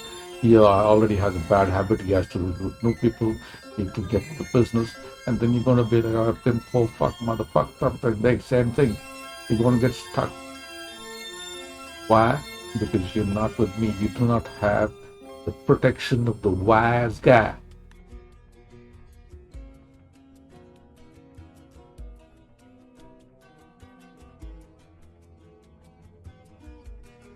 So Rapunzel, you got to save yourself, darling. All these years, I've spent most of my life trying to save you, Mr. Frickin' Taken Ireland. Now you're grown up. It is you who has to save yourself. These are all pearls of wisdom that I'm making. I've spent almost 2 hours of my life talking to you about the facts of life with birds and the bees. But what to do with the pitfalls of life, or what is your future? I'm reading out your future, darling. You can either be like a girl with a face full of cocksucking disease, and like all crack marks, and walking around in a bikini with all like festering sores, and with a wasted life and a wasted thing, and little priorities, living on welfare, living in car, living by the library, or like under the bridge, or like being somebody's bitch and or somebody putting up cigarettes on your thing. Or you can be a queen that owns the planetary civilization. Ooh, wow.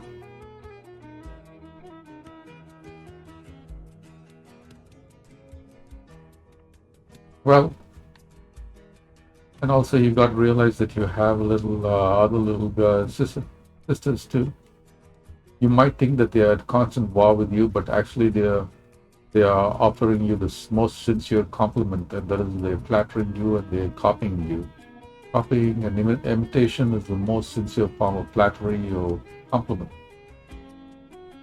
So they're listening, they're acting just like you. They're listening and they're acting just like you. You remember Kira? She does everything that you do. She's just like you. Again, Kira's a little confused with the gender and all that crap shit and all. That's why. Because she does not know me. I know Kira very, very well. Kira is like Anyway, that's for Kira's time. This was yours. Don't make a video for Kira too. Hopefully I don't have to make it public, because this is going to be public, man. This is going to be the song that people are going to be dancing to all over the planet. All girls all around the planet will be dancing and gyrating and twerking to the song. That's the kind of music the song is going to have, like the twerking. I'm going to make twerking an Olympic sport.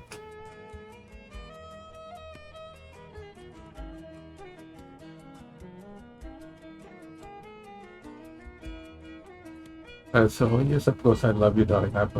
What is love? People say I love you. You like to say I love you.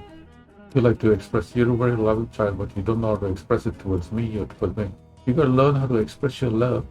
Me, I'm prolific in expressing my love. I can express my love for you in like 1,000 different ways, in words, acts, deeds, thoughts. That's because I mostly live my life by my heart.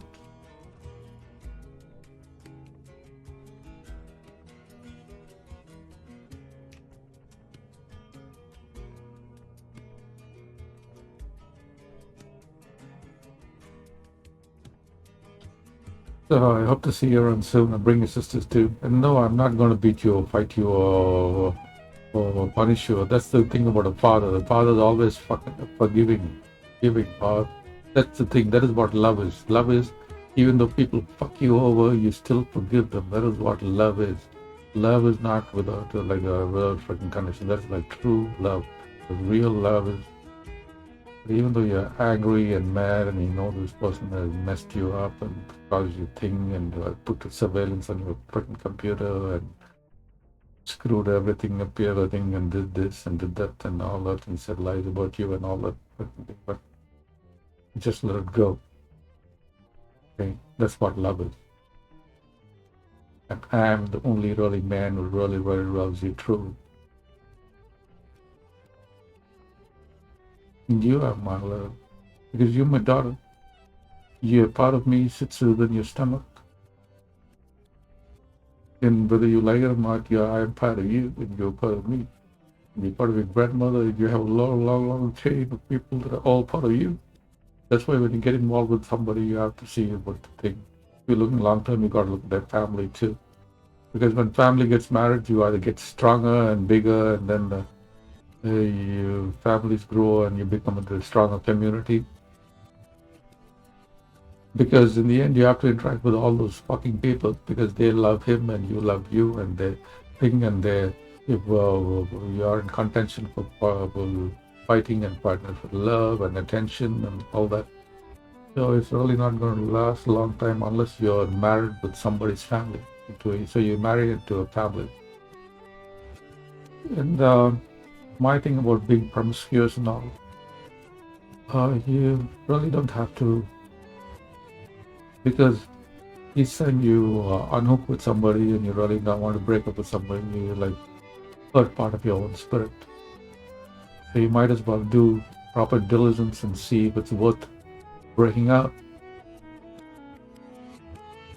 But again, love happens. It's really not about a thing.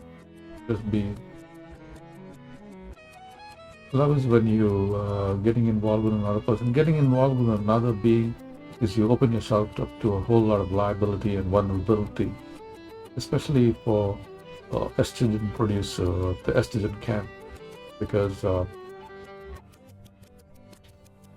like Miss Morissette said, you have you're the field, the field, the dandelion or the tree of life comes and sows its seed in the tree of field. Now it could be like a pine tree, or it could be like a bushel, it could be like a bamboo line, it could be a bamboo, it could be all that. So the field has a choice. The field has a choice about what it's sold with.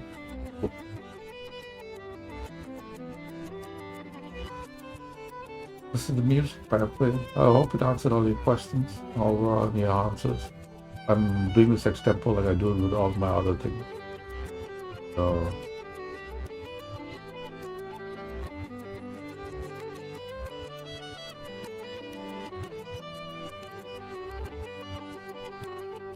I do miss you. I do think about you every night, and I do wish that you find your senses, that you can overcome this charm of this estrogen charm of the gender war that you've been put about and against, uh, and that you can free yourself, Rapunzel. Because I want you to let your hair down, because who has long hair had to lay down, but yet you can let your hair down and it can get stuck in a blade, or it can get stuck in a fan, or it can get stuck in a car thing, and it can be pulled into like a wood chipper. So you have to be wonderful, be careful about what can happen to you. There's a whole lot of pitfalls that are being away. This world has a lot of bad intentions. Fundamentally, all our actions are built on our intentions, on what our intentions are. So mostly our intentions, human beings are exploited with one another. We usually want something from somebody. That's why we smile at them and talk with them and tell them things that we think that they would like and appreciate and that they want to hear, and part of it that they want to see, so that we can get from them what we want.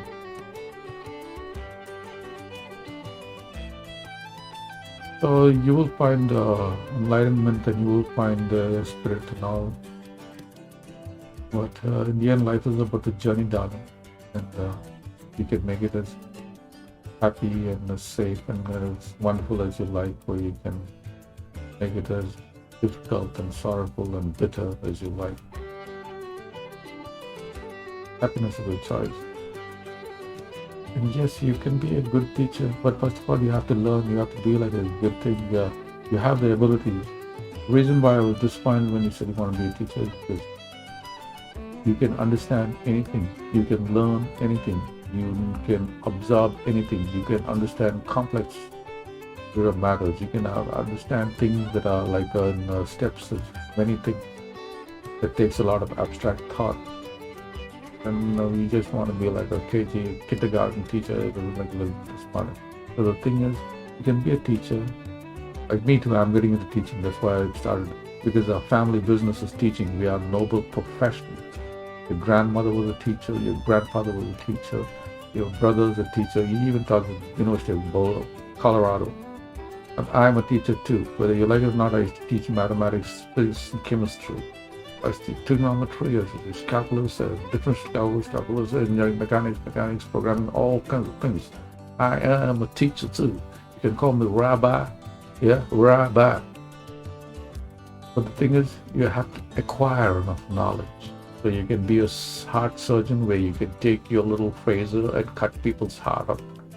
Teach people how to cut people's heart up to make them think. You have the license to cut a person's heart, a boy's head. You have the license to take a boy and cut his heart open and attach his lower ventricle to his upper ventricle and call it like a bypass surgery. And you will have to pay for that. And you will teach people how to attach ventricles. So the thing is, first to learn good things. You have to learn and learn yourself. So I've learned a whole lot in my life. I'm still learning. I'm learning lambda expressions. I'm learning French. I'm learning Spanish. I'm still learning about some new form of prayer. I'm I'm learning about Islam. I'm learning the truth about Islam. Because actually what happened is, during the Dark Ages, there is a period called the Dark Ages, okay? Okay, I have this one more little bit. We lost all the information, but that information was preserved in the Islamic books and scriptures and knowledge and all that. So that's all there to be rediscovered. Like the matter of the Alibaba and all our science and technology and all is actually built on Arabic. Even our numbers are Arabic. Arabic numerals. So I'm learning a whole lot of things, and I hope you would invest yourself to and learn a whole lot of things. And yeah, I would like to meet and hope we can go find you a nice boyfriend. I can give you the heads up about who's going to be a nice one and not a nice one.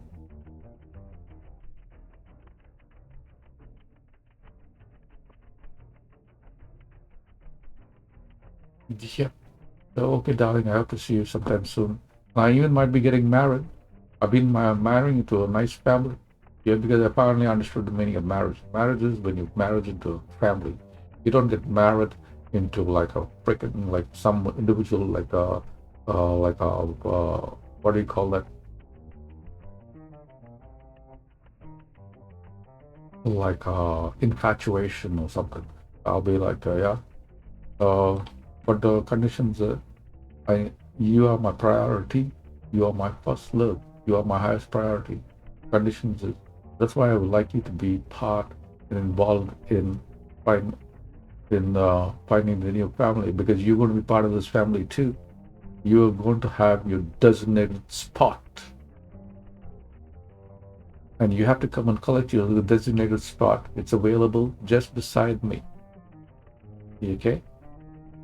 So part of you, you're very important about all those factors too. So I need you, and you need to get out of the sway of the evil witch.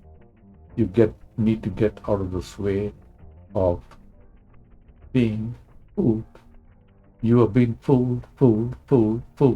I was thinking of naming the song "Fooled"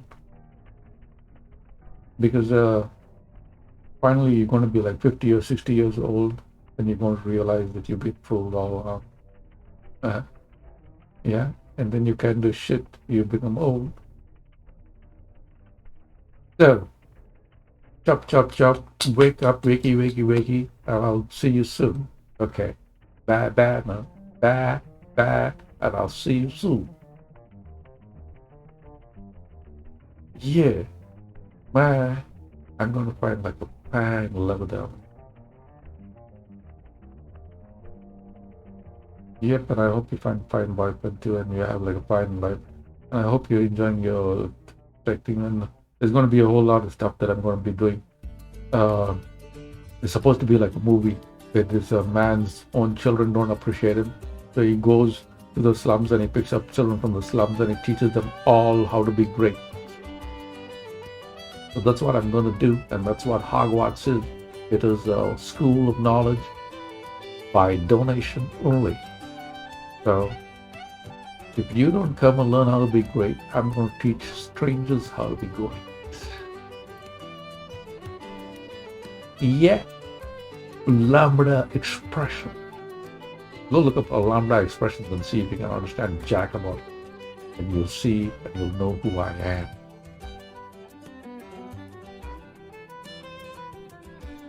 Rapunzel. With the let down hair. Rapunzel, with the let down hair. Where are you? Where art thou? Father darling, this is Ba speaking to Ra. Ba speaking to the Ra. Well,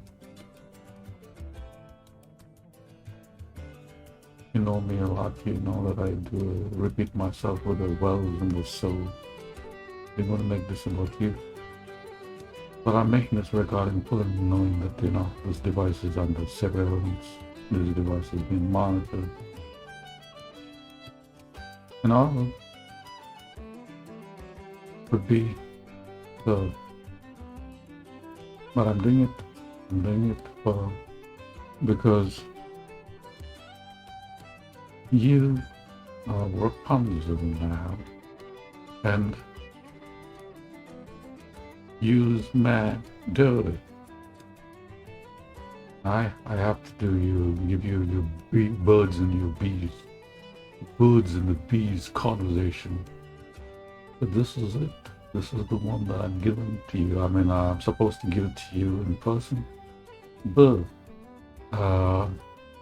you as absconding, you have failed to let down your head. I've been waiting for you to let down them head. But you cut the locks off use cut the marks up so we can get to the noggin.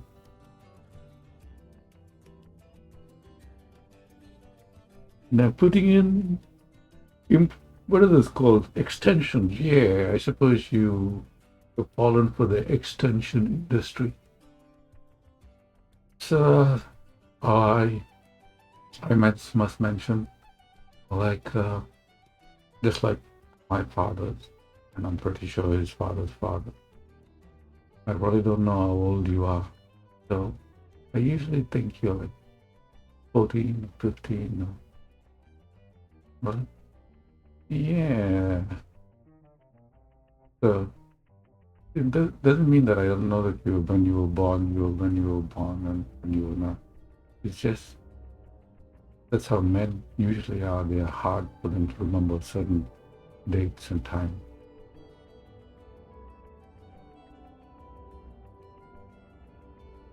But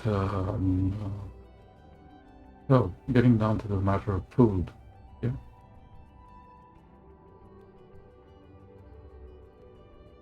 How do you see yourself, darling? How?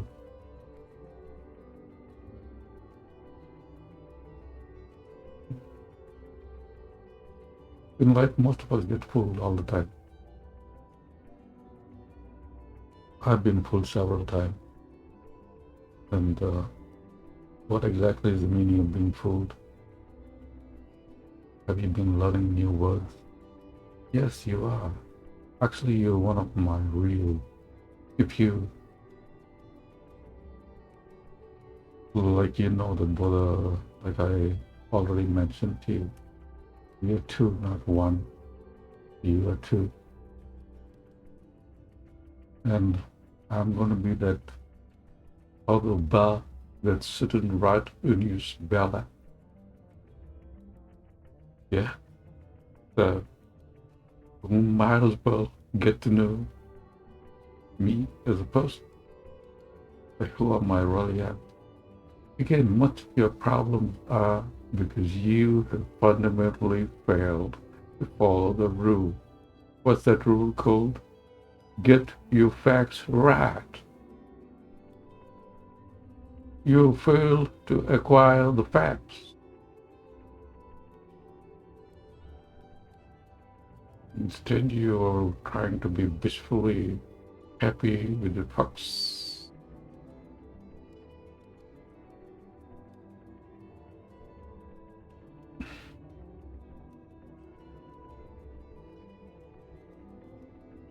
I'm going to make this into while it might sound mundane and thing. I'm going to make this into like a 1 hour dance music video. You won't believe what it'll turn out to be, but this is just the audio that I'm making.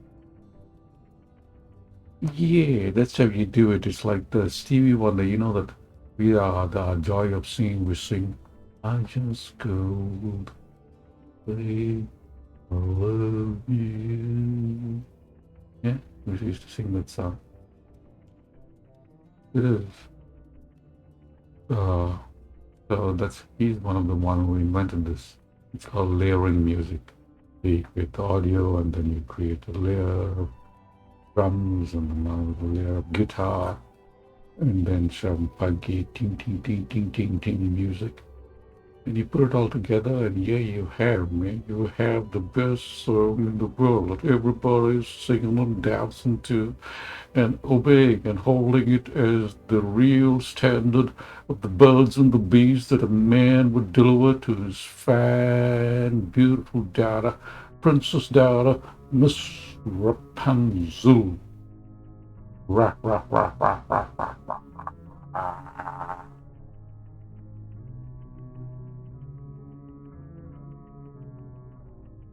Now getting down to the brass facts about birds and the bees. Oh, you already know much of it. I think you told me once that you already know everything. And that's quite true. I remember once when I came to your school. Yeah, you haven't got your facts right because